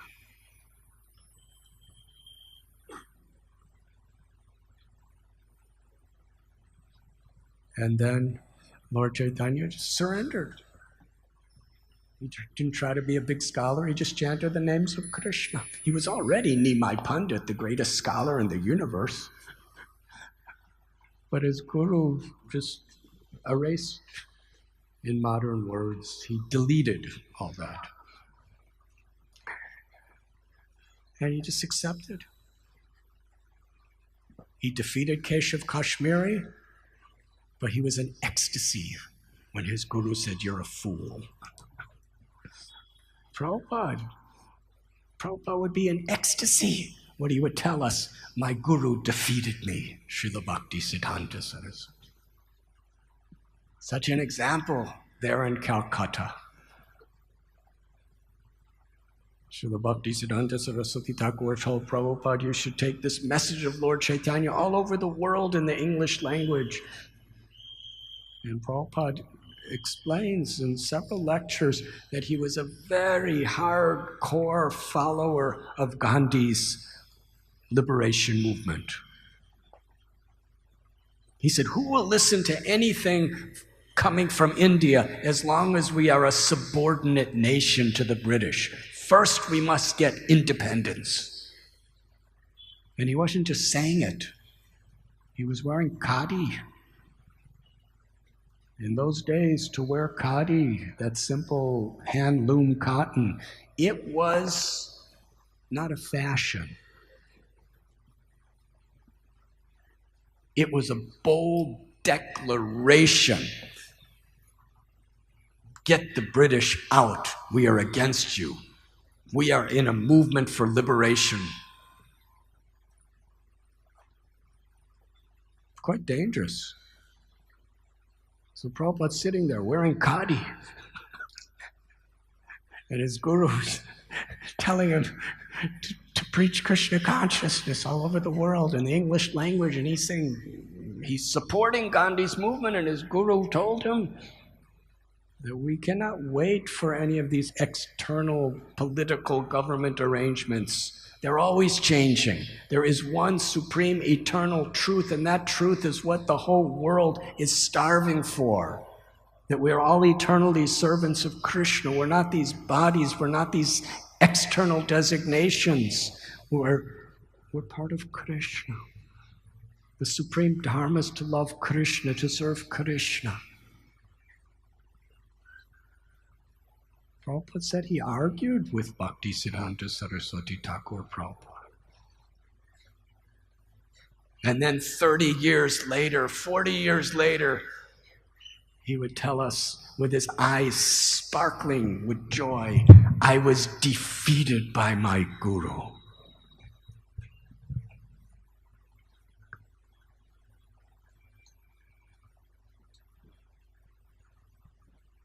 Lord Chaitanya started chanting, and he came back and he said to his guru, he said, I think I'm going mad. I'm following your instructions, but now I'm crying and my limbs are trembling. I think I'm going mad. And his guru said, this is very good madness. You have achieved love for Krishna. Now you go out and spread this Sankirtan movement throughout the world. When he got that instruction, and with that instruction, blessing, then Sri Chaitanya Mahaprabhu went back to Navadvipa and established our movement. He did not do it until he received a blessing. When he was going to take sannyas, Lord Chaitanya was so transcendentally all attractive. Nobody wanted him to take sannyas. But still, Lord Chaitanya received everyone's blessings. He went to Gadadhar Pandit, to Nityananda Prabhu. He even got Sachi Devi's blessings. The night he was leaving, he touched her feet and begged for her blessings. And she was standing like a statue and just nodded her head like, yes. And then he circumambulated her and went to Katwa. So now here he is, the independent, supreme, almighty personality of Godhead, the source of all avatars, who's now in the role of a sannyasi. And he's begging his devotees for permission. I cannot leave without you. And similarly, some years later, when he wanted to go to Vrindavan, he asked for the blessings of his devotees. I can't go without your permission. And they didn't want him to go. In fact, they stopped him. Several years passed. And ultimately, they gave permission because they understood this is really what you want.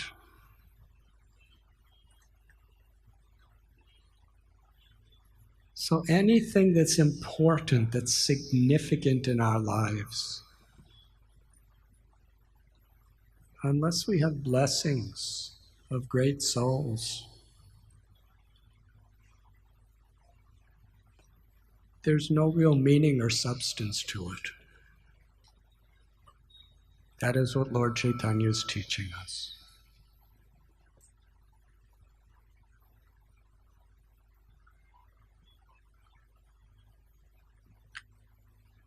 The devotees, they responded.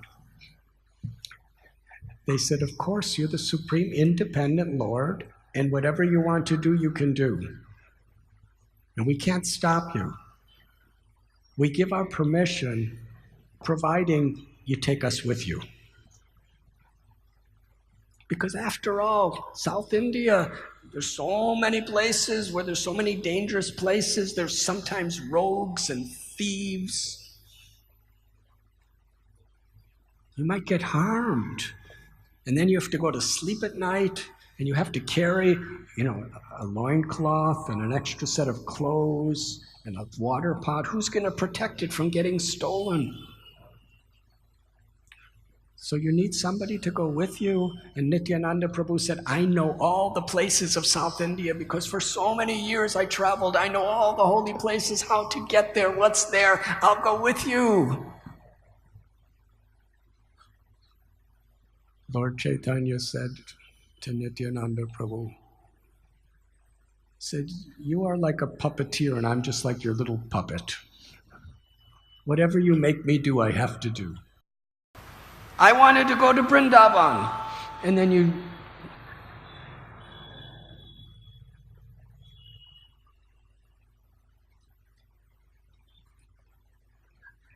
And as far as Jagadananda Pandit, he's always trying to give me more and more sense gratification. And I'm a sannyasi. I'm trying to establish an example and live by the principle of renunciation. And any time I refuse to accept the sense gratification that he tries to give me, he becomes so angry with me, he will not speak to me for 3 days. And sometimes he'll fast until I accept his sense gratification. And Mukunda Dutt, when he sees me taking cold baths 3 times a day and sleeping on the ground, his heart is breaking. But he's so humble, he won't say anything. But seeing his misery, my misery is twice as much. And Damodar Pandit, I'm sannyasi, he's brahmachari, but he chastises me. He has these conceptions of social etiquette, and he sees if I'm not following his interpretation of social etiquette, like with a stick in his hand, he will correct me. No, I will not go with any of you. but please give me permission to go.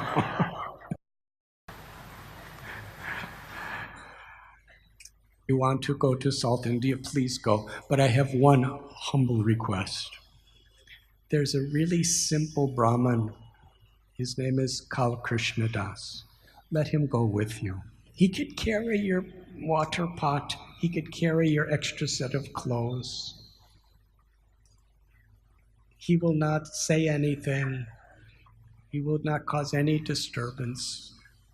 He'll just... Mahaprabhu went to the house of Sarvabhauma Bhattacharya. And Sarvabhauma Bhattacharya was so happy. He would always bow down to the Lord with his heart and soul, take dust from the lotus feet of the Lord. Lord Chaitanya would lift him up and embrace him. And Sarvabhauma Bhattacharya's great joy, and this is continuous through the Antya Lila and much of the Madhya Lila of Sri Chaitanya Charitamrita. Sarvabhauma's, she would cook wonderful prasad. Sometimes Sarvabhauma would help to cook. He would bring prasad from Jagannath's temple. Advaita Prabhu, Sarvabhauma Bhattacharya, these are all people who were the age of Lord Chaitanya's parents. They found so much joy in offering prasad.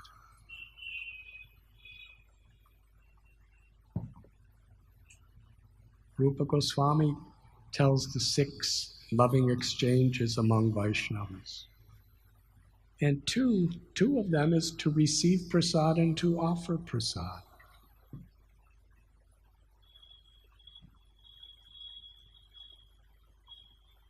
It's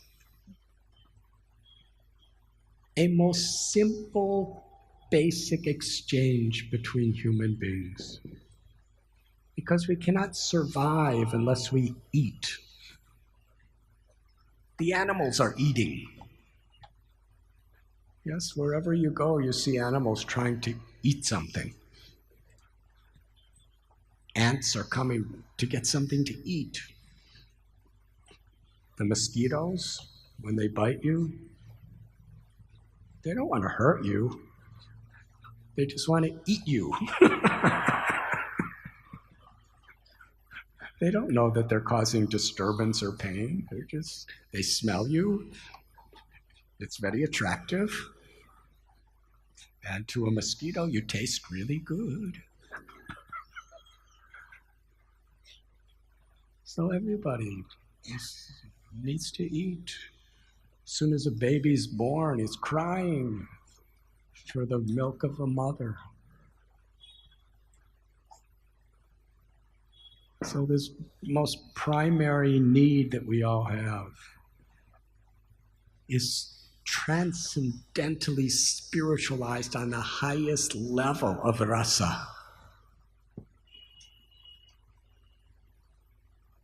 Every day at Pavan Sarovar, Srimati Radharani and the Sakis are cooking for Krishna.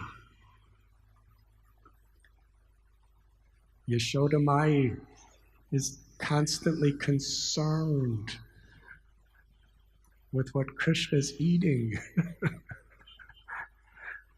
So the most intimate expressions of love. The cowherd boys in Sakyaras,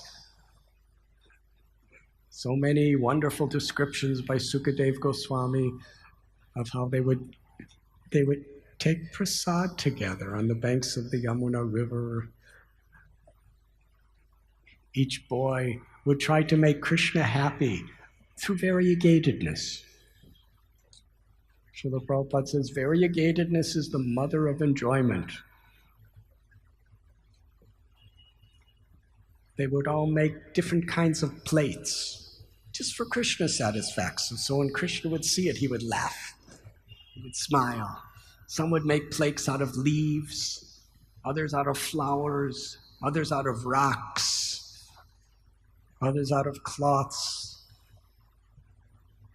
And every boy, and there were countless cowherd boys, each one had a unique plate made out of the natural facilities of the Vrindavan forests and pastures. And they would all be showing each other what prasad they had. They'd be taking bites and sharing it with each other. Madhu Mangal, he was specially empowered to make the prasadam pastimes very, very enjoyable for everyone. That's Sakyaras and Vatsalyaras, Yashodamai.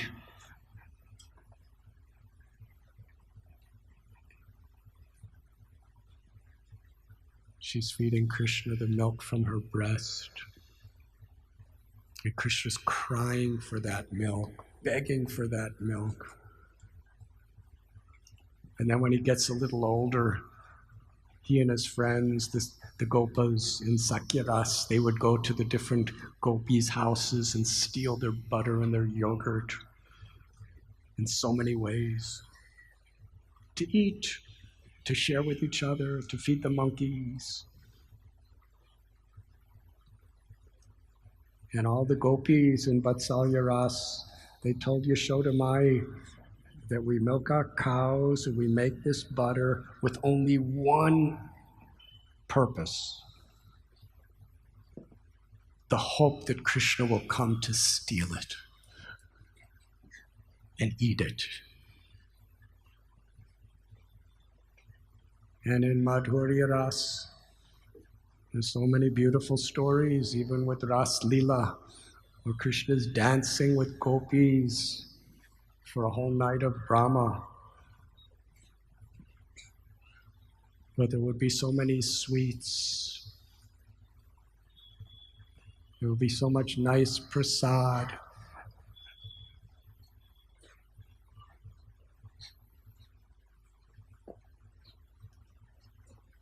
So Sarvabhauma Bhattacharya, he expressed his love in such a special way through this prasad seva. Always begging Lord Chaitanya, please come and take prasad. Because they were not just feeding. It was a way of expressing their love and surrender to give happiness to the Lord. And the Lord reciprocated. So after taking prasad, Lord Chaitanya told Sarvabhauma that I want to ask you for one blessing. Please give me permission to go to South India to find my brother Vishwarup. I'll be back soon. Sarvabhauma Bhattacharya said, if a thunderbolt would strike my head or if my own son died, I could tolerate that. But for you to leave Puri, I cannot tolerate it. I'm an older man. I have spent my entire life in useless, dry pursuit of impersonalistic goals. I've wasted my whole life. And now, by your causeless, supreme mercy, you've given me love and devotion to you. I have nothing but you in my life, and now you want to leave me? But if that's what you want, I just want you to be happy.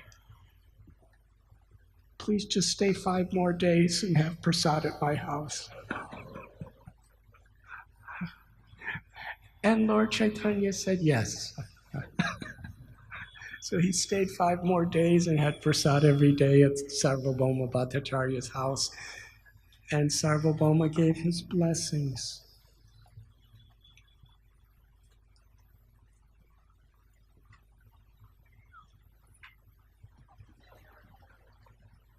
Sri Chaitanya Mahaprabhu, after receiving the blessings of all of his devotees and the permission of Sarvabhauma Bhattacharya, there was one more thing to be done. he went to the temple to get Lord Jagannath's permission.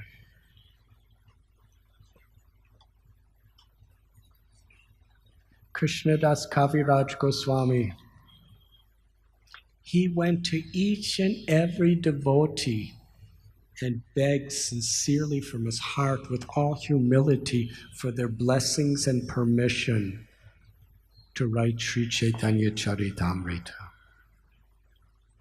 And after getting the blessings of everyone, then he went before Sri Madan Mohan to ask for his blessings.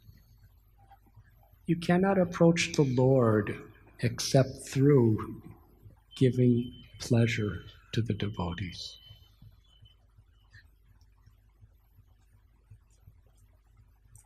Madbhakta Pujabhyadhika.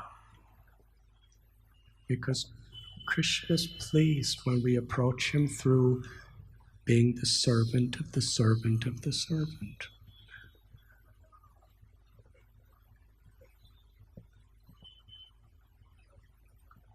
So Lord Chaitanya went before Jagannath and requested his blessings and permission for his journey. And just when he was offering his prayer, a garland fell from Lord Jagannath and was put around the neck of Lord Chaitanya. And then he left. Nityananda Prabhu, Mukunda Dutt, and the other associate devotees came with Lord Chaitanya. Sarvabhauma Bhattacharya came for some way.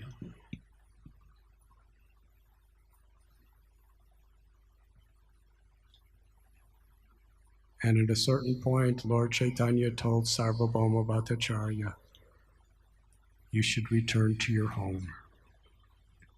Sarvabhauma said, I have one request for you. In your travels, there's a place, Vidyanagar. And there is a governor. Very wealthy, very powerful governor. His name is Ramananda Rai. Please do not consider him a Sudra. Please do not consider him just a fallen person. I met him. At the time, I could not understand him. He has such deep knowledge and realization of the innermost rasas of bhakti. You will enjoy his company immensely. Only by your mercy, since my heart has transformed, I can appreciate him. Previously, I thought he was just a very sentimental person. But now I understand there is no one of his elevated state.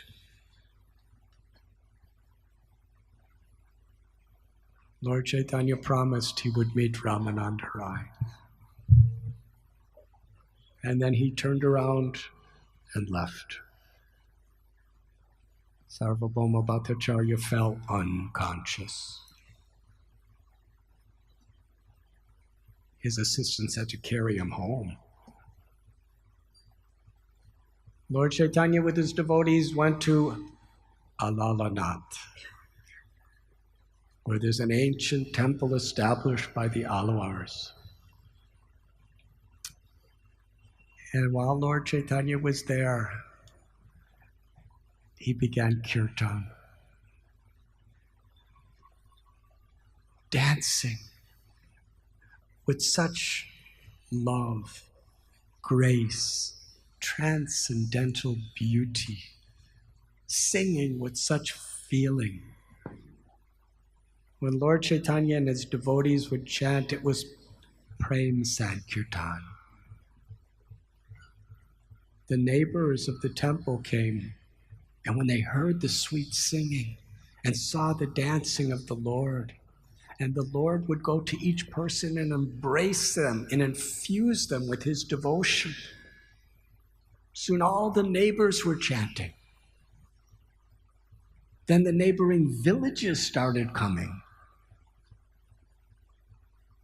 Thousands and thousands and thousands of people gathered around the Alalanath temple as Sri Chaitanya Mahaprabhu is dancing among them, dancing with them, singing the holy names of Sri Krishna.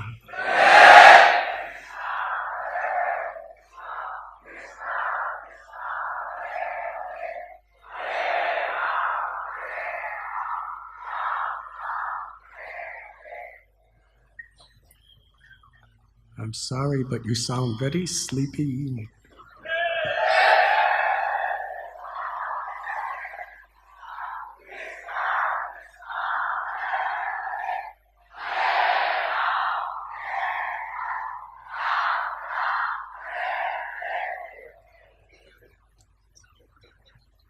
It appears that you woke each other up very nice. This is what Vaishnava association is, to wake each other up. Jeev Jago, Jeev Jago. Mahaprabhu came to wake us up. Wake up sleeping souls. And the greatest service we can do for anyone in this world, and the greatest intimacy of Vaishnava relationship, is to help wake each other up. Krishna Matirastu. To help each other to remember Krishna, to help each other to get a taste for hearing about Krishna, for chanting about Krishna, for seeing the beautiful form of Krishna, for serving Krishna. That's the love among devotees. And it takes so many forms. Encouraging each other, appreciating each other, correcting each other, facilitating each other. The joy of a Vaishnava, the greatest joy of a Vaishnava, is not in what they do. The greatest joy in a Vaishnava is to see other Vaishnavas getting mercy, getting empowered, becoming happy. Bhaktivinoda Thakur prayed, the inconveniences I experience in making others happy with Krishna is my greatest pleasure.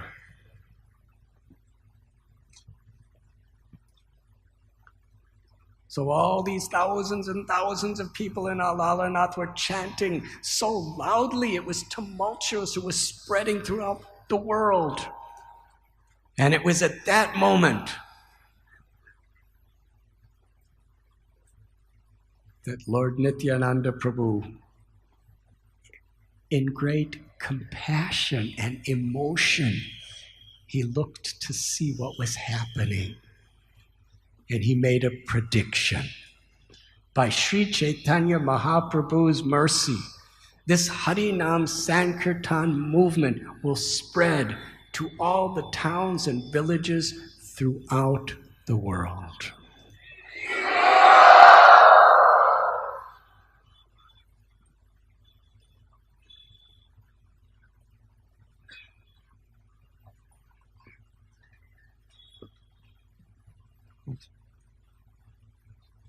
I believe it was His Holiness Vishnu Jana Maharaj.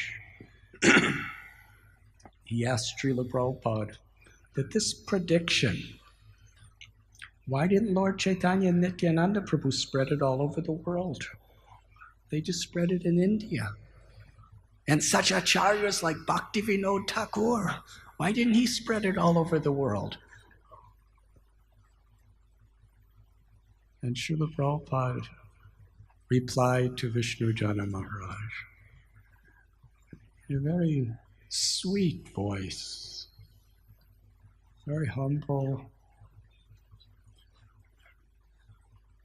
He said,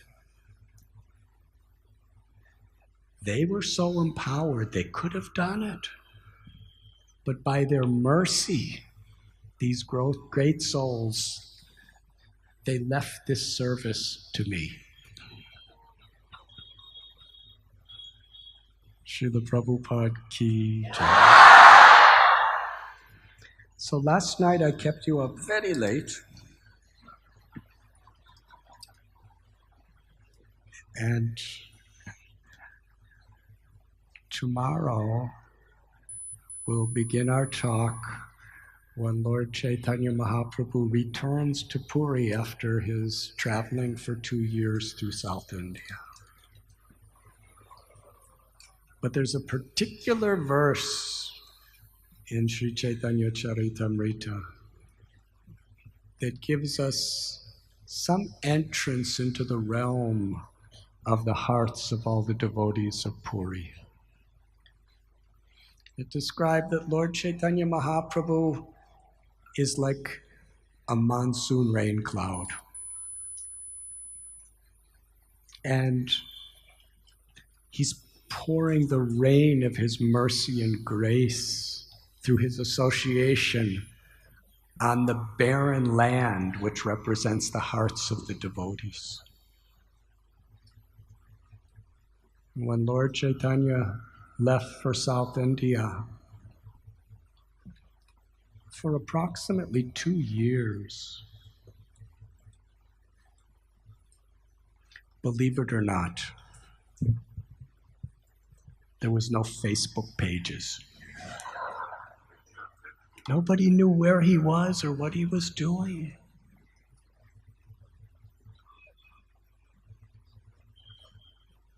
The devotees, Kaviraj Goswami tells, they were like chatak birds.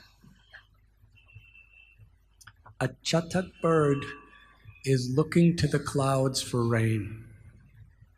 They cannot accept any water from any place except directly from the cloud. They will never go to a well or a reservoir, not even Bisleri water.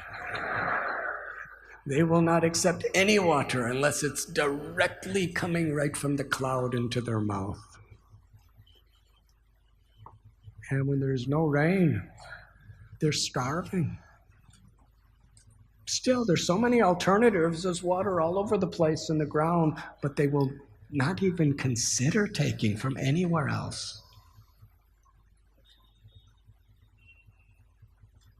And sometimes, as they're looking to the cloud for a drop of water,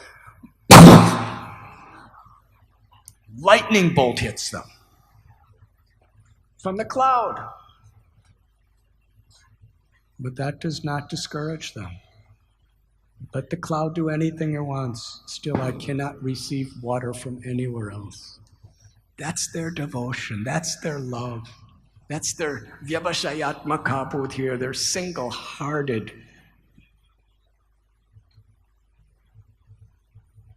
dedication. Ashlisya vapadaratam panashtumam. Lord Chaitanya told Krishna, if you like, you can embrace me, or you could trample on me, or make me broken-hearted by not being present before me. You have a right to deal with me in any way you please. I'm your servant unconditionally. When we have this faith from the association of devotees, from cultivating an attachment to chanting the holy names and hearing about Krishna, then this love begins to develop. Unless we please Krishna, there's nothing else.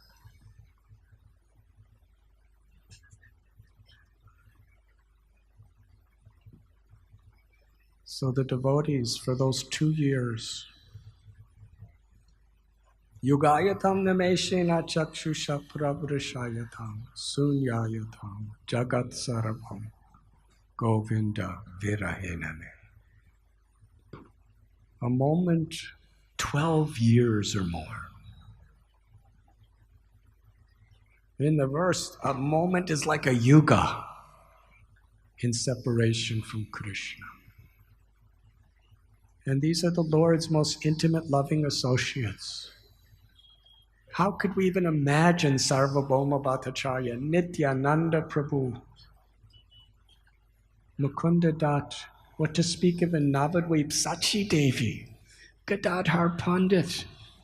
These are the constant associates of the Lord. First he leaves them and takes sannyas, and then he goes to Puri, and then he goes on a journey to South India, where they hear nothing for 2 years. But they can't forget the Lord.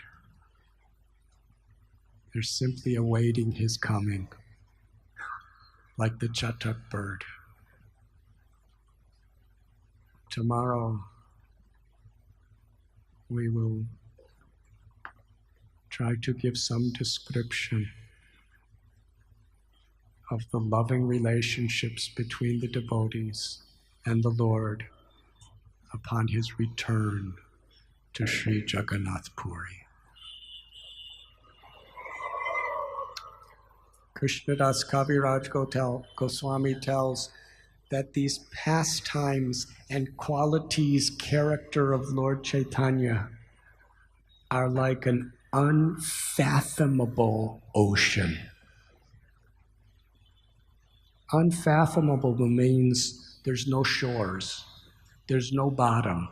It's an unlimitless ocean of the sweetest rasa, the sweetest transcendental nectar of loving relationships.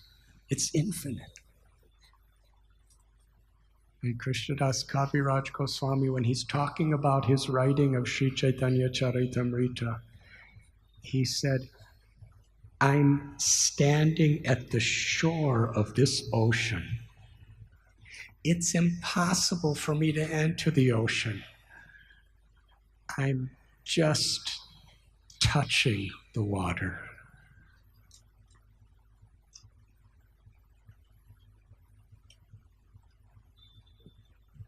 That is the humility of one who understands the limitless love of the Supreme Personality of Godhead.